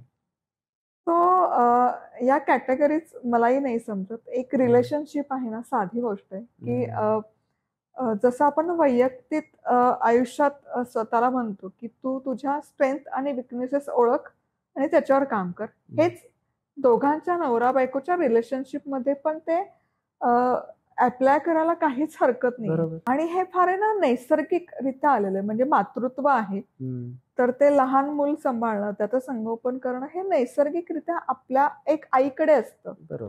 जर मी आई व्हायचा निर्णय घेतलाय तर त्याचं संगोपन करणं ही माझी जबाबदारी आहे. का कुठेतरी काहीतरी समाज माध्यमात सांगितलंय की नाही हे पुरुषाने केलं पाहिजे, मग नवऱ्याने काय, तो दिवसभर ऑफिसमध्ये जाणार, घरी आल्यावर टीव्ही समोर बसणार.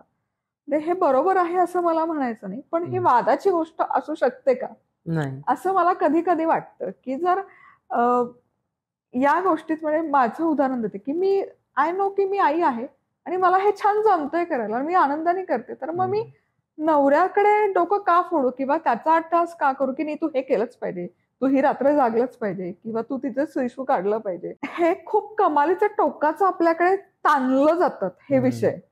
असं वाटतं की तुम्ही तुमचे स्ट्रेंथ विकनेसेस ओळखा. जर तुम्ही पालकत्व तुम्हाला स्वीकारायचं असेल तर ते पुढे कसं न्यायचं याचंही तुमच्याकडे नियोजन हवं, रोडमॅप हवा. त्याची दोघांची मानसिक शारीरिक क्षमता आणि तयारी असेल तर पाऊल उचला. रादर दॅन रोज उठून वाद घालण्यापेक्षा की हे तू केलं पाहिजे, हे तू नाही केलं पाहिजे. तर रिलेशनशिप मध्ये ही गोष्ट महत्वाची आहे की एकमेकांचे स्ट्रेंथ विकनेसेस ओळखा आणि त्या दृष्टीने तुम्ही मग ते घडवून आणा किंवा जुळून आणा की ही गोष्ट मी चांगली करतो, ही मी करेल. आमच्या केसमध्ये जसं मी सांगितलं की नवऱ्याचं करिअर जेव्हा पिकवर होतं तेव्हा अंडरस्टूड होतं, असं कुठे नव्हतं की मी दिवसभर मुलीला सांभाळते, मग आता तू घरी आल्यावर तिचं करायचं, मी हे करते, हे नव्हतं कधी. किंवा आता मला खरेदी करायला नाही आवडत, नवरा करतो खरेदी, म्हणजे हे अंडरस्टूड, याचा कुठेच गवगवा नाही किंवा हे नाही. किंवा नवरा कधी माझं डोकं फोडत नाही की तू कधी जातच नाही खरेदीला, तू शॉपिंग नाही करत, हे नाही करत. सो समजून घ्यायच्या काही गोष्टी आहेत त्या आपण नाही घेत. आपण फार आहे ना बुकिश किंवा फिलॉसॉफिकल गोष्टींमध्ये अडकलो जातोय आणि मग त्यानुसार वादविवाद व्हायला सुरुवात होते. पण समानतेबद्दल फारही विचार नाही केला तरी मला असं वाटतं ना की भारतीय माणूस फार खाद्य संस्कृतीच्या बाबतीत प्रगल्भ पण आहे आणि सजग पण आहे. हे अगदी आनंदाने मी सांगते, कारण आता जवळपास 15 वर्ष मी कॉन्टेंट क्रिएट करते. तर असं कधी नाही होत की मला डिमांड तू पिझ्झाची रेसिपी पोस्ट कर किंवा तू कुठली पंजाबी डिश पोस्ट कर, ह्या रिक्वेस्टच नाही आहेत. गणपती आला की सगळ्यांना उकडीचा मोदक खायचा, तळणीचा मोदक खायचा. दिवाळी आले की सगळा फराळ भले वर्किंग मेन विमेन असतो दोघं मिळून करतील, पण दिवाळीचा फराळ आम्ही करणार. चिवडा, लाडू, चकली, करंजा. होळी आली की पुरणपोळी आम्ही बनवणार, दोघं मिळून करू पण आम्ही करणार. म्हणजे हे इतकं छान सॉर्टेड आहे. त्यामुळे मला असं नाही वाटत की दोघं समता आहे, समानता आहे म्हणून खाद्य संस्कृती मागे पडेल असं मला अजिबात वाटत नाही. रादर दोघं समान पातळीवर असतील, समानतेने कामं करत असतील तर जे मी बघते गेले 15 वर्ष वेआउट काढतात की हे आपण सोप्या पद्धतीने कसं करू शकतो किंवा आपण घरी करू शकतो का किंवा आपण वेळ देऊ शकतो का, वेळ द्यायची आवड आहे का. नसेल आवड तर विकत घेतात. आजकाल फराळ महोत्सव आहे पण विकत घेऊनही फराळच खातात. त्यामुळे खाद्य संस्कृतीची नाळ तुटली आहे, तुटत चालली, असं काहीच झालं नाहीये. मोदक नाहीये बाबा, आता वेळ नाहीये, दोघंही वर्किंग आहोत. देवाचं नैवेद्य करू आपण कांदा लसूण विरहित, पण आता मोदक करणं म्हणजे टाइम कन्झ्युमिंग प्रोसेस आहे. आपण विकत आणू पण मोदकाचा नैवेद्य असतो, मोदक बनवतात. आणि मला तरी हा अनुभव नाहीये की कुठला मराठी माणूस म्हणतोय आणि आता चतुर्थी आणि काहीतरी वेगळंच दुसरा कॉन्टिनेंटल म्हणजे मॅक्रून दाखव तेही मोदकासारखं असतं असं कोणी म्हणत नाही. त्यामुळे मी खूप आनंदी आहे आणि समाधानी आहे की आपली भारतीय संस्कृती आणि आपले भारतीय सगळेच फार प्रगल्भ आहोत. आपण उत्तम विचार करू शकतो, विचार करतो आणि वेआउटही काढतो. वेआउट वरून मला प्रश्न विचारायचा. हा प्रश्न तमाम महाराष्ट्रातील किंवा भारतीय महिलांच्या थ्रू असेल किंवा त्यांच्यातर्फे मला विचारायचं आहे. एक लेडीज आहे, आजकाल प्रत्येक मुलीला किंवा महिलेला काम करायचं, काहीतरी अचीव करायचं आहे प्रत्येक तिच्या आयुष्यामध्ये. ओके, आणि ह्या रेसिपीमधून मला उत्तर पाहिजे कशा पद्धतीनं होऊ शकतं. परंतु आज पाहिलं तर एक बऱ्याच मुलींचं किंवा बायकांचं असं असतं की आमचा अर्धा अधिक वेळ किचनमध्ये जातो. ओके, आणि त्याला पर्याय काय, तर आपण काही प्रोसेस्ड किंवा फास्ट फूड वगैरे काही करू शकतो का, टर्न होऊ शकतो का तिकडे, तर ते तेवढं हेल्दी नाही किंवा स्वादिष्टही नाही. म्हणजे स्वादिष्टही नाही आणि चविष्टही नाही, म्हणजे अशा पद्धतीचं होईल. मग याच्यात मला असं वाटतं की महिलांचा कमीत कमी वेळ जावा, आयदर महिला काम करत असतील किंवा पुरुष, पण किचनमध्ये हा कमीत कमी वेळ जावा आणि त्यांना इतरही गोष्टी एक्सप्लोर करण्यासाठी जास्तीत जास्त वेळ मिळावा.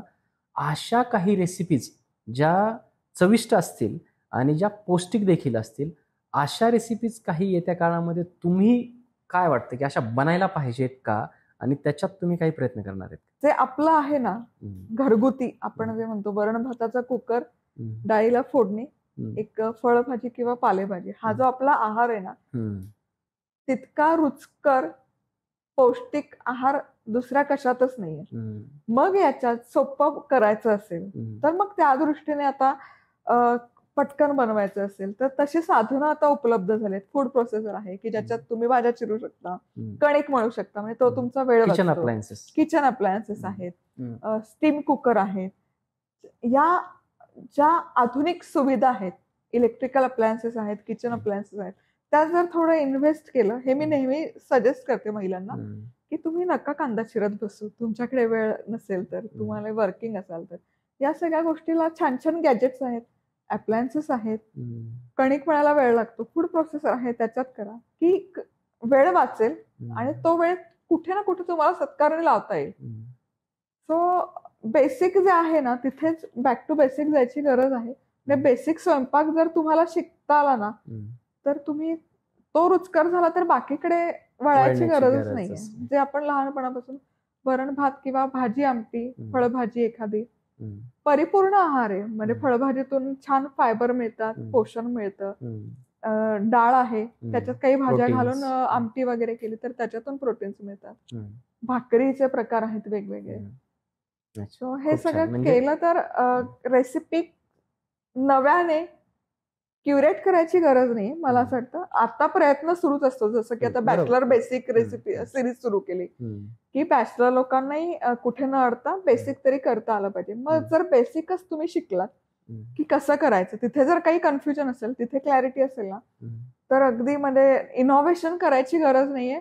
आणि माझा हा अनुभव 15 वर्षांचा हाच आहे की भारतीय आणि मराठी माणसाला पारंपरिक पदार्थ इनोव्हेटिव्ह पद्धतीने नकोय. उकडीचा मोदक छान साजूक तूप टाकूनच खायचं.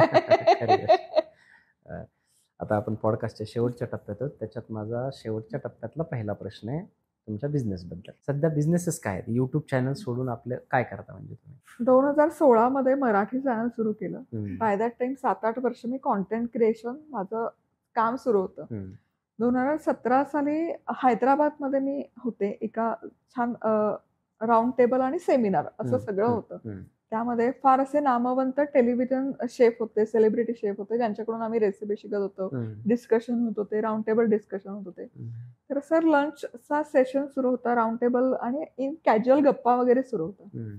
तर शिकतो ना आपण, जेव्हा एक आयडियल आदरयुक्त व्यक्तिमत्व असतं त्यांच्याकडून आपण शिकतो, ग्रहण करतो.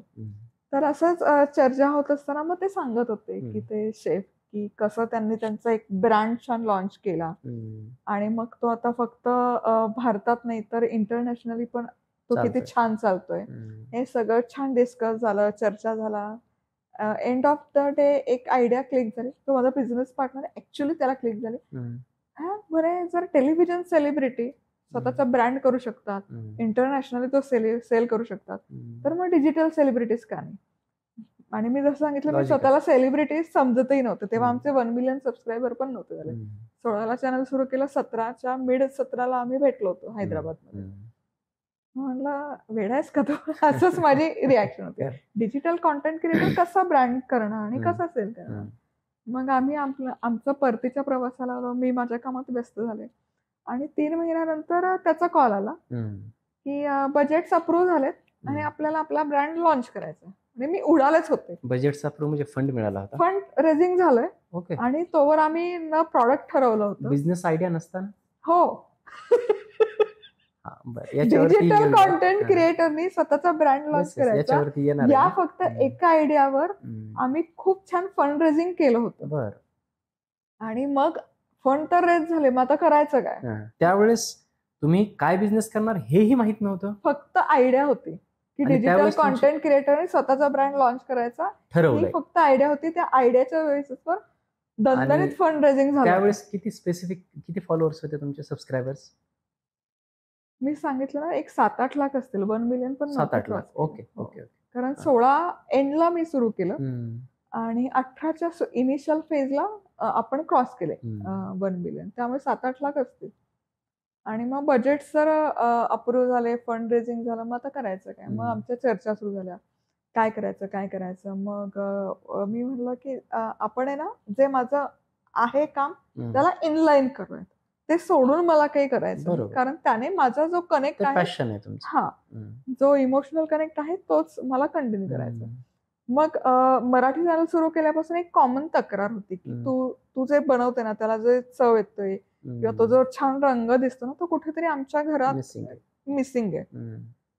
मग जर आता ब्रँड करायचंय तर ही क्लॅरिटी समहाऊ मला सुरुवातीपासून आहे की कधीच कॉम्पिटिशन मध्ये उतरायचं नाही, कॉम्पिटिटिव्ह मार्केटमध्ये कधी उतरायचं नाही. म्हणून मग ते युट्यूब अगदी बेसिक पासून सुरू झालं. मग आता मसाले करायचं ठरलं, पण मग कॉम्पिटिशन मध्ये नाही जायचं जर मसाले करायचे, कारण खूप आदर आहे. हे जे ब्रँड आहेत मोठे मोठे नामवंत मसाल्यात, एमडीएच आहे, एव्हरेस्ट आहे, आदर आहे त्या ब्रँड बद्दल. कारण ही जर्नी आणि तो टप्पा पार करणं हा एक स्ट्रगल असतो. त्या लेवल ती अचिव्हमेंट असते. ते आपण एक आदरयुक्त ब्रँड म्हणून त्याकडे आपण बघतो, किंवा माझंही बघण्याचा दृष्टिकोन तोच असतो. मग आता कॉम्पिटिशन मध्ये नाही जायचं म्हणजे मग सांबर मसाला नाही करायचा, पावभाजी मसाला नाही करायचा, मग मसाला करायचा मग कुठला करायचा? मग जे आपले घरगुती मसाले की पूर्वी आजी बनवायची, छान चिनी मातीच्या बर्नरमध्ये वर्षभराचा बनवून ठेवायची. काळा मसाला आहे, गोडा मसाला गावी आजही बनवला जातो, कांदा लसूण मसाला आहे, पण तो आजकाल गृहिणींना वर्किंग आहेत, ते नाही जमत बनवता, किंवा जरी बनवला तरी कालांतराने त्याची चव थोडी कमी होते, रंग बदलला जातो. मग हा दृष्टिकोन ठेवून की जे बिझी आहेत, वर्किंग महिला आहेत, किंवा घरगुती जरी मसाला असेल तरी त्याची 30-30 चव रेंगाळते. म्हणून मग काळा मसाला, गोडा मसाला, कांदा लसूण मसाला, बॅडगी मिरची, अगदी घरातले मसाले ते तयार करून ते विकायचे हे ठरवलं. आणि मग हे ठरवलं, पण तोवर करणारं हे कोणीच नव्हतं. म्हणजे स्वतःचा ब्रँड लॉन्च करणारं भारतात कोणी नव्हतं. भारताच्या बाहेर इंटरनॅशनली केले होते लोकांनी, तेही फार बोटारमध्ये इतके कॉन्टेंट क्रिएटर होते. त्यामुळे केस स्टडी काही नव्हता की कसं चालेल. एकाने केलंय तर काहीतरी केस स्टडी असतो. मर्च करायचे लोक, टी शर्ट वगैरे, मग पण ब्रँड नव्हतं. त्यामुळे मग जे आमचं पार्टनर आहे किंवा जी टीम आहे त्यामध्ये एक मार्केटिंग रिसर्चची एक टीम आहे. मग त्यांनी अनालिसिस केलं आणि ते म्हणे की आपल्याला मसाले ना एक 6 महिने जातील 500 पॅकेट सेल करण्यासाठी. मग आम्ही म्हणलं की ठीक आहे, आम्ही पण तयारीत नव्हतो. मग आम्ही फार काही तयारी नव्हतो, फक्त लॉन्च करायचं वगैरे वगैरे असं होतं. मग आम्ही लाईव्ह गेलो, लॉन्च केलं, आणि ज्या दिवशी आम्ही लाईव्ह गेलो ना, ऑन द सेम डे आमचे 1,500 पॅकेट सेल झाले आणि सेम डे आम्ही आउट ऑफ स्टॉक होतो. अरे वा, ग्रेट. आणि मग असं हे ब्रँड सुरू झालं. ही आयडिया ऍक्च्युअली बिझनेस पार्टनरची होती, त्यामुळे ते श्रेय मी नाही घेणार. मग तिथून ही जर्नी सुरू आहे. आणि खूप छान पार्टनर असोसिएशन झालं, त्यामुळे ती खूप छान अशी सुरळीत सुरू आहे. टचवूड छान सुरू आहे. आपल्या व्ह्युअर्सने पण खूप छान त्याला रिस्पॉन्स दिला, त्यामुळे ते छान झालं.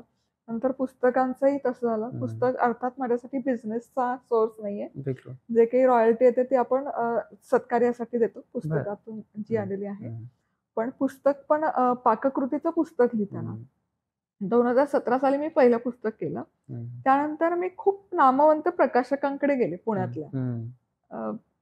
अगदी जे आता मराठीमध्ये जे नामवंत आहेत त्या सगळ्यांकडे उंबरे घेऊन आले. हो, तर त्या सगळ्यांनी नकार दिला की नाही, आणि त्यांचंही म्हणजे बरोबर होतं की नाही म्हणे की आता रेसिपी शिकायला डिजिटली कॉन्टेंट एवढं लोक कन्झ्युम करतात की ते बुक कोणी विकतच घेत नाही. म्हणजे आहे त्या पुस्तकांचा सेल होत नाही, तर तुझं पुस्तक प्रकाशित करून त्याच्यात पैसे इन्व्हेस्ट करून आम्ही कसं करणार. ते त्यांच्या जागी बरोबर बरोबर त्यांचा अस्पेक्ट होता. मग असं करत करत आम्ही 2018 मध्ये पहिलं पुस्तक प्रकाशित केलं. सेल्फ पब्लिश होतं ते? प्रकाशकच होते. फंड्स काही आम्ही टाकले होते त्याच्यात. मग ते पुस्तकही आमचं अनेक महिने बेस्ट सेलर होतं. साधं पुस्तक होतं बेसिक. मग तेव्हापासून मग आम्ही मागे वळून नाही बघितलं. मग दुसरे प्रकाशक ऑनबोर्ड झाले. मग तेव्हापासून मग ते एकच प्रकाशक आहेत आणि पुढे मग आम्ही आता 10 पुस्तकं प्रकाशित केली. 3 पुस्तकं येतात. पण प्रत्येक पुस्तक आपलं पुस्तक प्रकाशित केलं की अनेक महिने बेस्ट सेलरवर असतं आणि बऱ्याच पुस्तकांच्या 10,000हून अधिक प्रती गेल्या वर्षभरात वगैरे. म्हणजे हे पाककृतींच्या पुस्तक बाबतीत हे घडू शकतं. हे कोणी कल्पनाही केली नसेल कधी, पण ते डिजिटली बेस्ट सेलर आहे. फिजिकली ते विकलं जातं. मला प्रश्न हा विचारायचा होता, कारण मला एंटरप्रेन्योरशिप किंवा बिझनेस हा फार आवडतो. मला खूप जास्त याच्यामध्ये रस आहे. त्यात मला प्रश्न हा विचारायचा होता की जर तुमचे सोशल मीडियावरती फॉलोअर असतील खूप सारे, किंवा तुमची एक फॅमिली बनली सोशल मीडियावरती, आयदर यूट्यूब असेल, इन्स्टा असेल, फेसबुक असेल, बिझनेस करणं सोपं जातं का? पण ऑलरेडी मला वाटतं त्याचं उत्तर तुमच्या या प्रवासात मिळालेलं आहे. तरी मला हाच प्रश्न विचारायचा आहे की जर तुमची सोशल मीडियावरती एक पर्टिक्युलर फॅमिली झाली फार मोठी, तर बिझनेस करणं सोपं जातं का? नक्की. काही 10 वर्षांमागचा जर तुम्ही ट्रेंड म्हणाल प्रॉडक्टचा, तर आधी त्यांना कमॉडिटी म्हणजे प्रॉडक्ट आणावं लागायचं. त्यानंतर मग कॉन्टेंट पुश करायचं आणि मग कम्युनिटी बिल्ड करायची आणि त्यांना तो सेल करायचा. आता सगळी प्रोसेसच रिव्हर्स झाली. आता कॉन्टेंट जनरेशन होतं, तुमची कम्युनिटी बिल्ड होते आणि मग कॉमर्स म्हणजे प्रॉडक्ट होतंय. तर तुमचा मार्केटिंगचा जो काही पार्ट आहे तो तिथं फॅमिलीमध्ये सांभाळला जातो. आणि हे सगळे माध्यम पूरक ठरतात. म्हणजे फेसबुक आहे, इंस्टाग्राम आहे, जिथे की तुम्ही मिलियन पर्यंत रीच जातो, तिथे तुमचं छान सेल होतो. आता सगळ्यात महत्वाचे प्रश्न आहेत, ज्याचे उत्तर तुम्ही द्याल ना द्याल मला माहित नाही. कोणालाही विचारलं ना मधुराज रेसिपीजकडे मी पॉडकास्ट वगैरे, आणि 7 मिलियन फॉलोअर्स आहेत, बापरे किती कमवत असतील. हा सर्वांचा प्रश्न लिटरली, आणि सर्वांच्या डोक्यात आयदर माझ्याही बरं. म्हणजे काय होतं की आता आपण त्या फील्डमध्ये थोड्या दिवसापासून आहोत, माहिती आहे व्ह्यूजला एवढे पैसे मिळतात वगैरे, थोडंसं कॅल्क्युलेट करूही शकतो आम्ही. पण सांगू शकताय काही की एवढे फॉलोअर्स, एवढे सबस्क्रायबर असल्याच्या नंतर मला मंथली अप्रॉक्सिमेटली किती पैसे येतात? मला असं वाटतं की IIT जर पास आउट इतरांसाठी ते इन्स्पिरेशनल ठरणार आहे, त्याच्यामुळे तुम्ही सांगूच शकता. म्हणजे तुम्ही IIT जर पास आउट झाल्यावर तुम्हाला जे पॅकेज मिळतं तेवढं तर डेफिनेटली मिळतं मंथली. अगेन मग ते पुढे मागे अपडाऊन होतं. पण एक आता हा गॅप मी बघितला, त्यामुळे ते मी आवर्जून सांगेन की जो RPM असतो किंवा CPM, त्याचा जो डिफरन्स आहे, की जेव्हा मी चॅनल सुरू केलं होतं 2000 साधारण 11 मध्ये व्यवस्थित रेव्हेन्यू शेअरिंग आणि हे सगळं व्हायला सुरुवात झाली होती. तर तेव्हा कॉम्पिटिशन नव्हती, 3-4 कॉन्टेंट क्रिएटर होतो, त्यामुळे ऍड इन्व्हेंटरी 4 कॉन्टेंट क्रिएटर मध्ये डिस्ट्रीब्युट होईल. आणि त्यामुळे व्ह्यूज इथे असतील तर रेव्हेन्यू इथे असायचा. पण जसं आता वेळ जातोय, कॉम्पिटिशन वाढलीये, लोक अजून ऑनबोर्ड होतात, तर हा ग्राफ असा व्हायला सुरू झालाय की तुमचा व्ह्यूज अप होत जातात, पण कमी कमी कमी कमी होत चाललं. म्हणजे ही एक तफावत आहे. ऍड इन्व्हेंटरी डिस्ट्रीब्यूट व्हायला लागली. ऍड इन्व्हेंटरी डिस्ट्रीब्यूट होते, तेवढे आता कॉन्टेंट क्रिएशनही होतं. कम्पॅरेटिव्हली ऍड इन्व्हेंटरी तेवढी जनरेट होत नाहीये, कारण बाकी पण प्लॅटफॉर्म आता आलेले. पहिले फक्त युट्यूब होतं, एकच प्लॅटफॉर्म होता, आता बाकीचे पण प्लॅटफॉर्म आहे. पण भरघोस कमाई युट्यूब मधून तुम्ही करू शकता जर तुम्ही सातत्य ठेवलं तर. युट्यूबवरती सक्सेसफुल होण्याचा वन लाईन, एका शब्दात, अगदी आता तुमचं सक्सेसची डेफिनेशन तुमची वेगळी आहे, परंतु युट्यूबवरती सबस्क्रायबर आणि व्ह्यूज मिळवण्याचा किंवा सक्सेस होण्याचा, थोडक्यात मी असं विचारेल की युट्यूबवरती सक्सेस होण्याचा वन वर्ड किंवा एका सेंटेन्समध्ये काय फॉर्म्युला आहे? If content is a king, then consistency is a queen. Great. खूप खूप छान उत्तर दिलं ना. त्याला लागूनच दुसरा प्रश्न आहे, तुम्हाला सोडून आवडता शेफ आणि तुम्हाला सोडून आवडतं रेसिपीचं युट्यूब चॅनल. संजय थुम्मा म्हणून आहेत, तेलुगुतले, आंध्रचे खूप फेमस शेफ रिजनल बनवतात. रिजनल त्यांची जर्नी डिजिटली झाली. म्हणजे आम्ही जे सांगते की आम्ही तिघच होतो, त्या तिघातले हे एक आहेत. संजय थुम्मा म्हणजे वाशेफ, शोमिता करी, मंजुलाज किचन आणि मग नंतर मधुराज रेसिपी असं आलं. तर इतके कमाल व्हिडिओ त्यांची सुरुवात 2005 मध्ये केली युट्यूबची. ते स्वतः प्रोफेशनल शेफ आहेत आणि इतके कमाल ते रेसिपीज पोस्ट करायचे. त्यांचं जे आंध्राचं क्युझिन आहे ते इतक्या छान तन्मयतेने सांगायचे. आणि त्यांची एक टॅगलाईन होती, इन्स्पायरिंग अदर्स टू कुक. आणि खरंच त्या टॅगलाईन वरून मी कुठे ना कुठे इन्स्पायर झाले. मग स्वतःची माझी जर्नी सुरू झाली. त्यामुळे माझे फेवरेट शेफ आणि एक गुरु आपण म्हणू शकतो या फील्डमधला संजय थुम्मा. ओके. आणि फेवरेट चॅनल पण त्यांचंच आहे. Okay, great. आता शेवटचे काही प्रश्न आहेत. काय होतंय, मी मागच्या खूप दिवसापासून पाहतोय की रेसिपीचे चॅनल खूप जास्त येतात. म्हणजे त्याचा आरपीएम कदाचित जास्त आहे असं मी कुठेतरी ऐकलं, किंवा ते चालतायत खूप जास्त. म्हणजे कुणीही, आणि रेसिपीज काय अगदी वेगळ्या बनवत नाही कोणी, आणि त्याचे ट्रेंड पण थोडे चेंज होत आहेत. आयदर खूप चांगल्या यानेच आपण बोलतोय की आज काय खाणार अनिकेत वगैरे, अशा पद्धतीचे तुम्ही सुद्धा पाहिले असतील. त्याचे ट्रेंड चेंज होत आहेत की रेसिपीज त्याच आहेत, परंतु त्या वेगवेगळ्या पद्धतीने मांडण्याची जी कला प्रत्येकाच्या अंगात आजकाल रुजली आणि ती पुढे एक्सप्लोर होते, हे पण चांगली गोष्ट आहे. पण या गोष्टीमध्ये सातत्य ठेवण्यासाठी किंवा यूट्यूबवरती अशा क्युझिन्स किंवा हे व्यंजन लोकांसमोर मांडण्यासाठी बऱ्याचदा लोक चुकतायत पण. म्हणजे थोडंसं त्याच्यामध्ये भागादौडी होते असं कुठेतरी जाणवतंय याच्यामध्ये. त्या तुलनेमध्ये तुमचे जे काही चॅनल्स आहेत, तुम्ही ज्या पद्धतीने रेसिपीज समजावून सांगता त्याच्यामध्ये आणि याच्या किंवा जे ओल्ड क्लास आहेत तुमच्या पद्धतीने, जे तुम्ही ज्यांचं उदाहरण दिलं की खूप साग्रसंगीतपणे त्या रेसिपीज सांगणं, हे करणं, कुठेही गोंधळ न होणं, समोरच्याला ते पूर्ण रेसिपी समजणं, हे सगळं पूर्वी होत होतं. आता तसं काही होत नाही, पण ग्रोथ सर्वांची होते. याच्याबद्दल मला ना हे थोडासा वर्डिक्ट नाही म्हणता येणार, पण काय वाटतंय तुम्हाला या सगळ्यांबद्दल? एवढे सगळे चॅनल सुरू होत आहेत, परंतु ते घाई गडबडीत आहेत असं मला तरी वाटतं बऱ्याचदा पाहिल्याच्या नंतर. की ग्रोथ होण्यासाठी म्हणा, किंवा 1 मिनिट रेसिपी असते त्याच्यामध्ये, त्याचे फायदे तोटे काय असू शकतात? मला असं वाटतं ना की आता व्हिडिओ स्ट्रीमिंग प्लॅटफॉर्म म्हणजे युट्यूब होता, तिथे फुल लेंथ कॉन्टेंट आणायचं. मग लॉकडाऊनच्या आधी टिकटॉक आलं, तिथून हा ट्रेंड सुरू झाला. बरोबर. मग टिकटॉकला बॅन केलं, मग बाकी प्लॅटफॉर्मने स्वतःला ग्रूम केलं. इन्स्टाला आता स्वतःची रील आली, YT शॉर्ट्स झाले, इन्स्टा झालं, फेसबुक रील झालं. तर माझा पर्स्पेक्टिव्ह बघायचा हा आहे ऍज अ कॉन्टेंट क्रिएटर, की मला कॉन्टेंट लोकांपर्यंत पोहोचवायचं. मग आता माध्यम जर ऍड होतात तर मला त्या पद्धतीने स्वतःला अडॉप्ट करणं गरजेचं, rather than blaming the circumstances, किंवा नाही 10 मिनिटातच मजा आहे, 1 मिनिटात कोण दाखवणार, मग ते नाही होते. पण आता गरज आहे ती, लोक ते कॉन्टेंट कन्झ्युम करतात, भले ते कुक नसतील करत, त्यांच्यासाठी जस्ट एक स्क्रोलिंगचा प्रकार आहे, पण ते होत आहे. तर मग तिथे मला जर एक रेसिपी, उकडीचे मोदक मला 10 मिनिटातही दाखवायची, ती मला 1 मिनिटातही नॅरो डाऊन करून दाखवायची. तर इथे कुठेही जजमेंटल न होता, अगेन त्या काळानुसार ती पद्धत, मेथड अडॉप्ट करणं गरजेचं मला वाटतं. आणि त्यामुळे मग मी पण सगळ्या प्लॅटफॉर्मवर माझ्या पद्धतीने अवेलेबल असते.